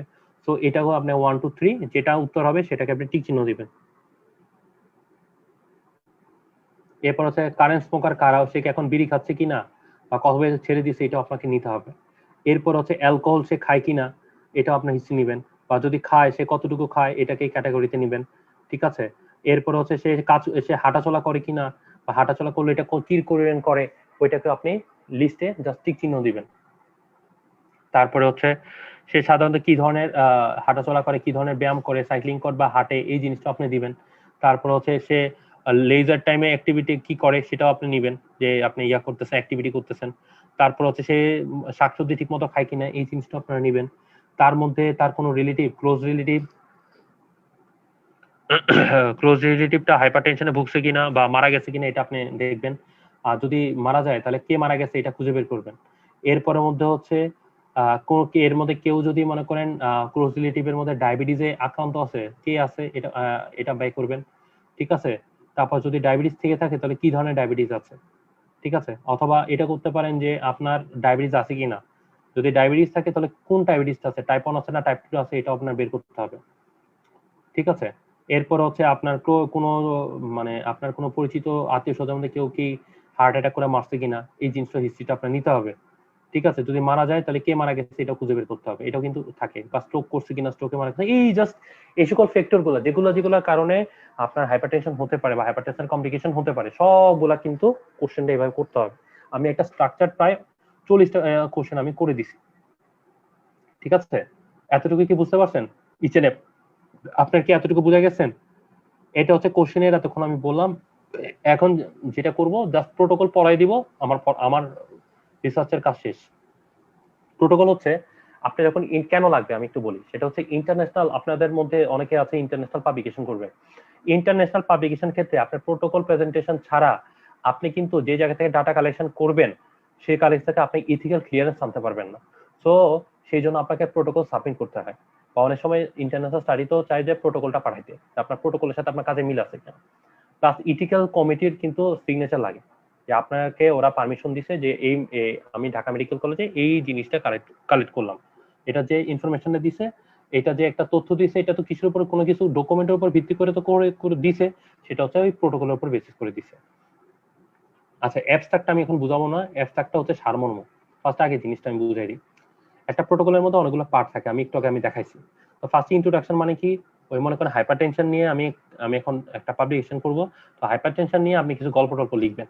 ঠিক আছে, হাইপারটেনশন এই সমস্যা, বাংলাদেশে বার্নিং ইস্যু, অনেকে মারা যাইতেছে, এরকম এরকম অনেক ইনফরমেশন দিবেন। ঠিক আছে, বা আপনি বিভিন্ন জার্নাল থেকে তথ্যগুলো নেবেন। একটা কথা মনে রাখবেন,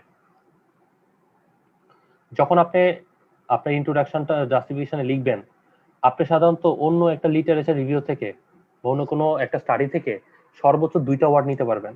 যদি 2টা ওয়ার্ডে বেশি নেয় এটা প্ল্যাগেরিজম বলে।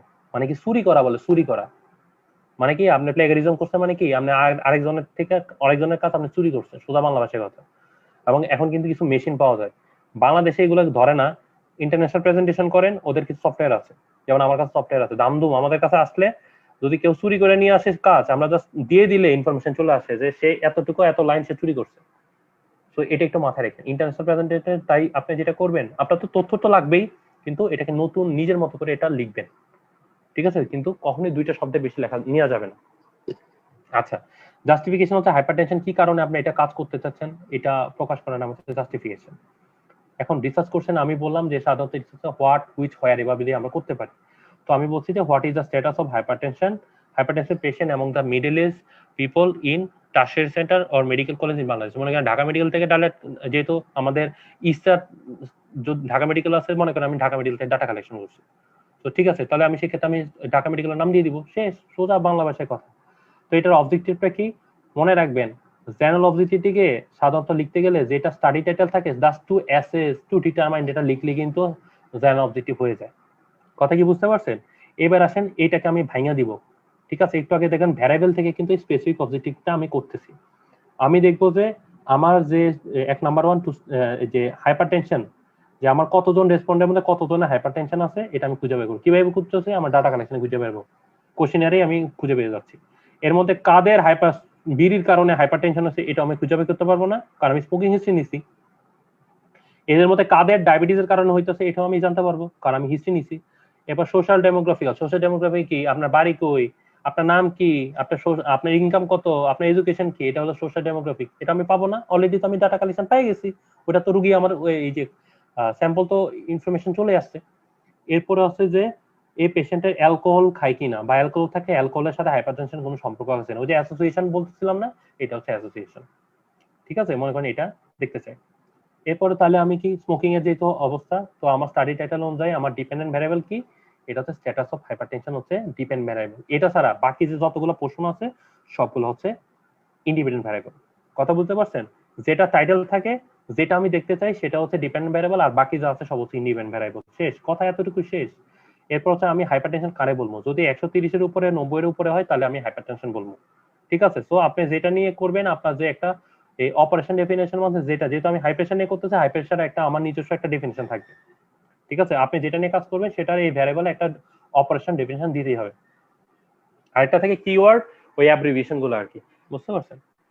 এরপর আছে মেথোডোলজি। সাধারণত আমরা যেটা হলাম এখানে আমি লিখলাম, আমি স্টাডিটা করলাম, আমি descriptive type of cross section জানি। ডেসক্রিপটিভ মানে কি, ওই যে নাম, এই সে বাড়ি কই, ইনকাম কত, এগুলো আমি জানছি না, এই ধরনের স্টাডিকে বলে descriptive type of cross section. Cross section মানে কি, অল্প সময়ে সিঙ্গেল এক্সপোজার, মানে কি রুগীর কাছে প্রথমবার যাবো, যাই এই তথ্যগুলো সব নিয়ে আসবো। ঠিক আছে? আমি ক্রস সেকশন এই জন্য আগে বুঝাই ফেলেছি যাতে আমার বুঝাইতে সমস্যা না হয়। তো ঠিক আছে, এটাই হচ্ছে ক্রস সেকশন স্টাডি। আমি হচ্ছে বর্ণনামূলক ক্রস সেকশন স্টাডি করলাম। এরপর স্টাডি পিরিয়ড কি, আমি সাধারণত এপ্রিল থেকে 1 তারিখ থেকে সেপ্টেম্বরের 31 তারিখ পর্যন্ত করছি। এরপর হচ্ছে স্টাডি পপুলার প্লেস কি, আপনি যে জায়গায় করছেন, মনে করেন আমি করলাম ঢাকা মেডিকেল কলেজ। ঠিক আছে? আমি কাদের উপর করলাম, আমার হচ্ছে ইনক্লুশন ক্রাইটেরিয়া কারা, ইনক্লুশন ক্রাইটেরিয়া তারাই যে যাদের বয়স 30 থেকে 50 বছর, এবং যারা হচ্ছে মেল ফিমেল দুইজনেই নিতে পারবো, আর হচ্ছে রেসপন্ডেন্ট যারা হচ্ছে উইলিংলি আমার কাছে আসছে যে আমি ডাটা কালেকশন, আমি ইন্টারভিউ দিতে রাজি। ঠিক আছে? এখন যদি কাদেরটা আমি আমার এই স্টাডিতে নিব না, এক হতে পারে যে যার বয়স 30 বছরের কম বা 50 বছরের বেশি, নাম্বার 1। যে রাজি না, তার কাছ থেকে আমরা নিব না। তো এটা হচ্ছে সিলেকশন অন স্যাম্পল। কারা স্যাম্পল হবে বুঝতে পারছেন? আর পপুলেশন কারা হবে, ঢাকা মেডিকেল কলেজে থেকে আমি ডাটা কালেকশন করবো, তাহলে ঢাকা মেডিকেলের 30 থেকে 50 বছর যে পেশেন্ট গুলো আছে, যারা আমরা ইনক্লুশন এবং এক্সক্লুশন ক্রাইটেরিয়ার মধ্যে যাদেরকে চুজ করবো, তারাই হচ্ছে স্টাডি পপুলেশন। বুঝিয়েছেন? একদম সিম্পল, কোনো কথা নাই। রিসার্চ মজার জিনিস যদি বুঝেন। স্যাম্পল সাইজটা কি, আমি একটু আগে স্যাম্পল সাইজের সূত্র দিয়ে বসাবেন। সাধারণত যদি আপনার প্রবাবিলিটি, যদি আপনার পি কিউর অ্যান্সার যদি না থাকে 0.5 দিয়ে আসে, 385টাই আসে, তাহলে আমি এটাই করব। তারপরে সিম্পল র্যান্ডম স্যাম্পলিং, আমরা স্যাম্পলিং টেকনিকে র্যান্ডম স্যাম্পলিং, আমি র্যান্ডমলি কালেকশন করছি। র্যান্ডম স্যাম্পলিং কিভাবে কি করে, সাধারণত lottery method, scientific calculator method, tabulation method, অনেক কিছু আমি একটু আগে আমি এটা এক্সপ্লেনেশন করছি। তো আমি ডাটা কালেকশন করছি কি, আমি সাধারণত একটা সেমি স্ট্রাকচার কোশ্চেন নিয়ে দিয়ে আমি তো এটা করলাম। সাধারণত আমি এখানে ইংলিশ লিখছি, এখানে বাংলাতেই সাধারণত করবো, কারণ কি আমার বাংলাদেশের মানুষ তো আর ইংরেজি বুঝবে না ডাটা কালেকশনে। যদি অতিরিক্ত শিক্ষিত হয় তাহলে এটা ইংলিশ করা যায়, সাধারণত আমরা বাংলা দিয়ে করে থাকি। তো আমার এখানে আমি এখানে আমি আরেকটা স্টাডি ইয়ার লিখছি, তো এটা ভুলে লিখে ফেলছি। এটা ডাটা কালেকশনটা কি, এটা হচ্ছে ফেস টু ফেস ইন্টারভিউ। ঠিক আছে? মানে আমি যাইয়া ডাটা কালেকশন, রুগীর সাথে কথা বললে আমি ডাটা কালেকশন করছি, তাই এটা ফেস টু ফেস ইন্টারভিউ। এরপর হচ্ছে ডাটা ম্যানেজমেন্ট এবং অ্যানালাইসিস। সাধারণত আমরা এসপিএসএস, আমরা যারা কাজ করি সাধারণত ডাটা কালেকশন অ্যানালাইসিস করে কয়েকটা জিনিস দিয়ে, একটা হচ্ছে এসপিএসএস দিয়ে করা হয়, সাটার মাধ্যমে কাজ করা যায়, এক্সেল এর মতো কাজ, এরকম অনেকগুলো সিস্টেম আছে। তো আমি প্রেফারেবলি আমি সাধারণত কাজ করি তোমার আপনার এসপিএসএস দিয়ে। ঠিক আছে? এসপিএসএস দিয়ে আমি খুব ইজি ফিল করি।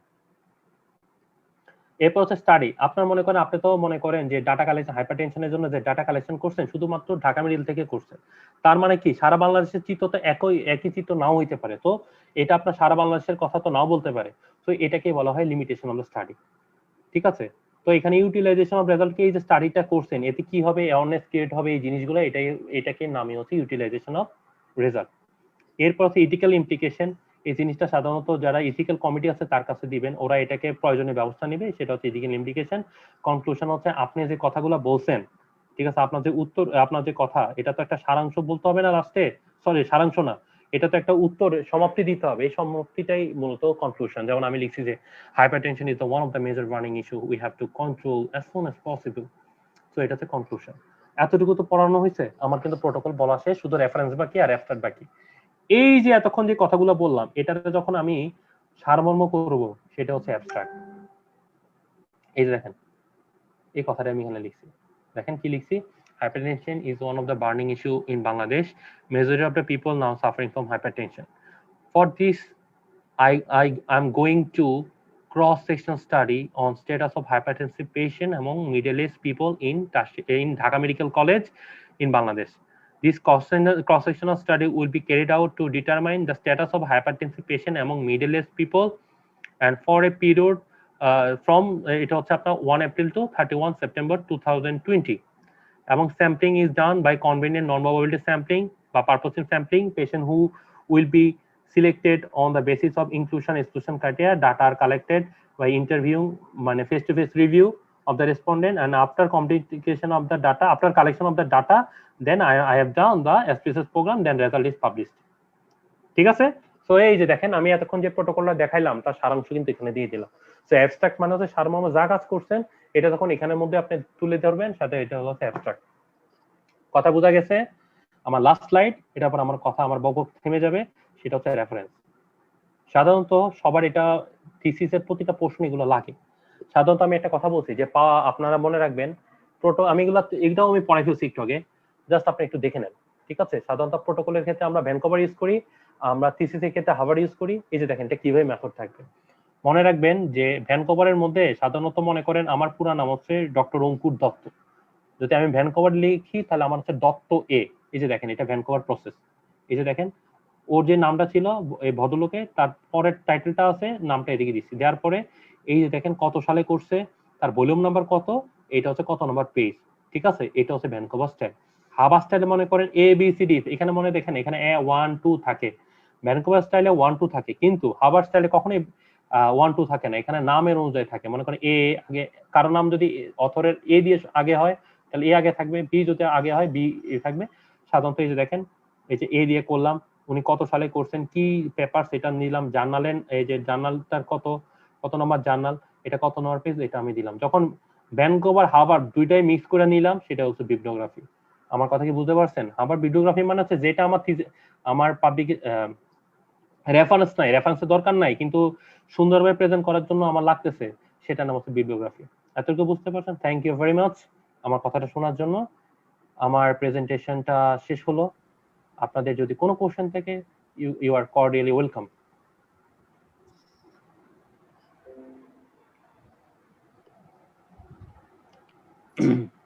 জি স্যার, আমার কিছু স্যার পার্সোনাল কোয়েশ্চেন ছিল।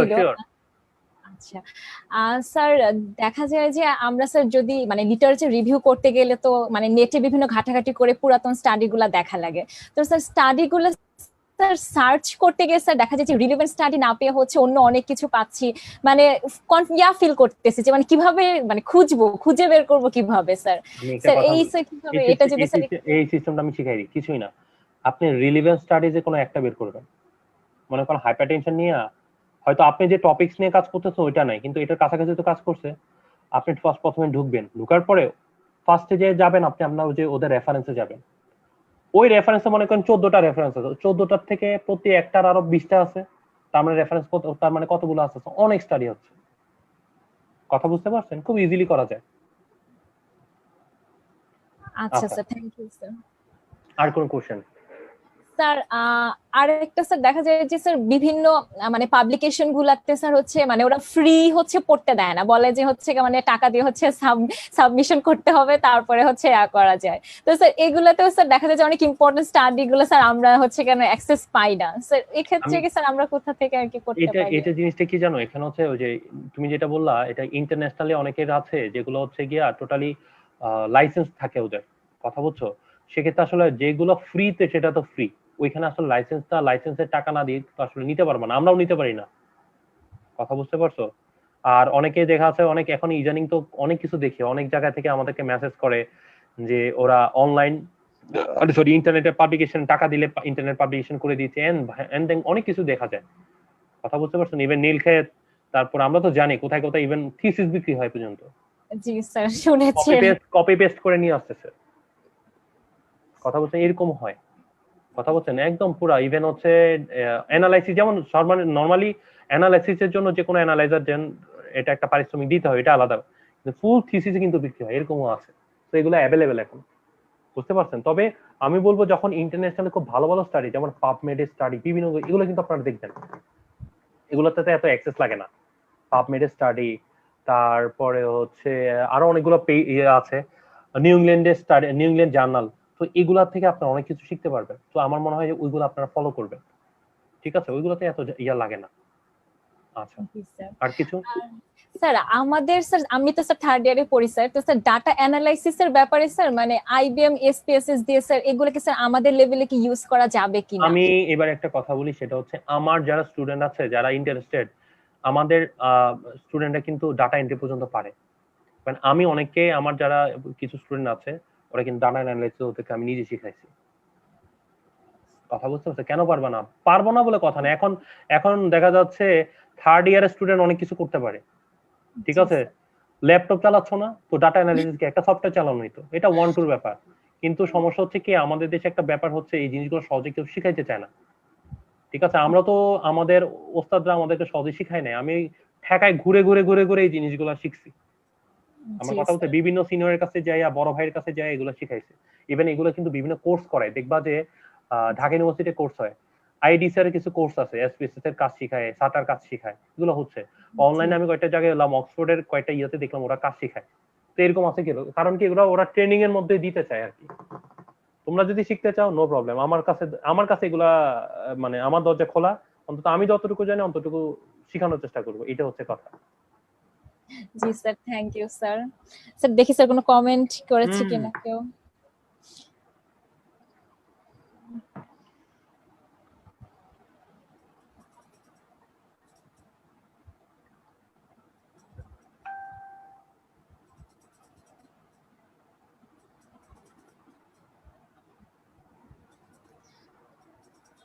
স্যার আজকের ক্লাসটা স্যার সত্যি খুব ভালো ছিল, তো স্যার এই কারণে হচ্ছে কি সবাই আশা করি স্যার সবাই বুঝতে পেরেছে আপনি যে সহজ করে জিনিসগুলো স্যার বুঝিয়ে দিয়েছেন।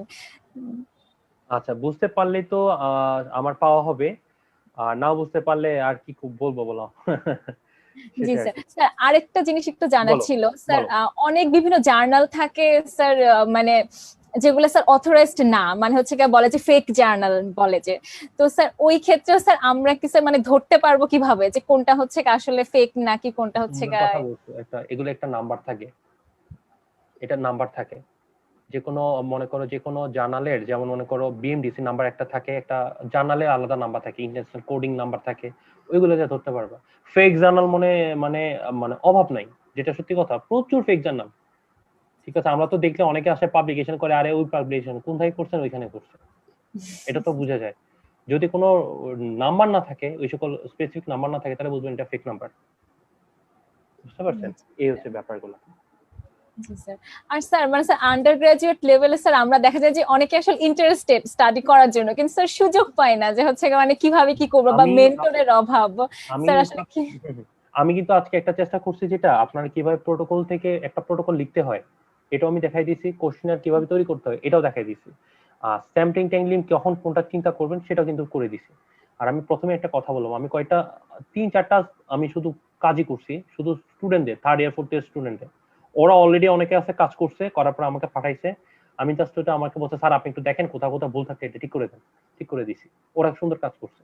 So third year fourth year বা ফিফথ ইয়ার স্টুডেন্ট কাজ করে না এটা বলা যাবে না, ওরা কাজ করতেছে, জি ঠিক আছে? স্যার। এবং অনেক মেডিকেল আছে, যেমন চিটাং মেডিকেল কলেজে কিন্তু third year fourth year fifth year স্টুডেন্টরা কিন্তু ওরা পাবলিকেশন করে, ঠিক আছে? জি আমি স্যার। আরো কয়েকটা মেডিকেলে দেখলাম, আমার এই মুহূর্তে মনে পড়তেছে না, ওদের কিন্তু পাবলিকেশন আছে। তবে আমার মনে হয় যে এই জিনিসগুলো যদি আমরা স্টুডেন্টদেরকে হাতে কলমে প্রথম থেকে আমরা করতে পারি, এই জিনিসগুলো হাতে কলম হয়ে গেলে একটা বিশাল হেল্প হবে পোস্ট গ্রাজুয়েশন ক্ষেত্রে।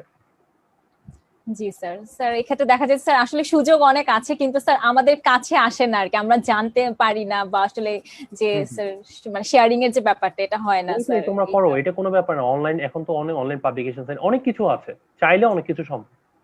কথা বলছো, জি স্যার তুমি যদি আসলে। যদি মনে করো না আমার পক্ষে সম্ভব না, তাহলে তো কিছু বলার নাই। জি স্যার, থ্যাংক ইউ স্যার।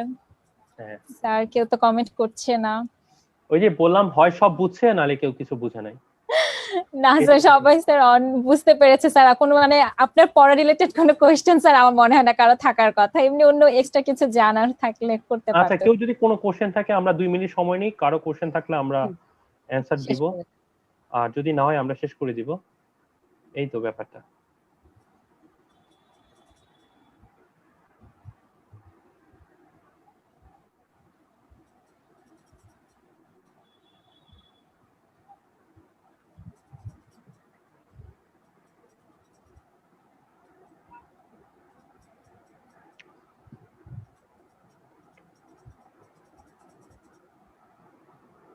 আচ্ছা, যদি কোশ্চেন না থাকে আমরা শেষ করে দিই, আমার মনে হয় সবাই এখন জি। ঘুমন্ত, আমরা শেষ করে দিই। না স্যার, সমস্যা নেই স্যার। স্যার আপনাকে অসংখ্য ধন্যবাদ স্যার, এবং স্যার আশা করছি সামনেও এরকম ব্যতিক্রমী অনেক সেশন নিয়ে স্যার আমাদের সামনে আপনি আসবেন, এবং অনেক কিছু স্যার আমরা শিখতে পারবো। অবশ্যই অবশ্যই, ঠিক জি, আছে। আপনাদের সবাইকে অসংখ্য ধন্যবাদ যারা ভিডিওটা দেখেছেন স্যারের, এবং যারা মিস করেছেন তারা আশা করবো অবশ্যই ইউটিউবেও থাকবে, আমাদের পেজেও থাকবে, আপনারা অবশ্যই দেখে নিবেন। এবং হচ্ছে স্যারকে আমরা আবারও সবার পক্ষ থেকে ধন্যবাদ জানাচ্ছি। স্যার ভালো থাকবেন, আসসালামু আলাইকুম। হ্যাঁ, ওয়ালাইকুম আসসালাম।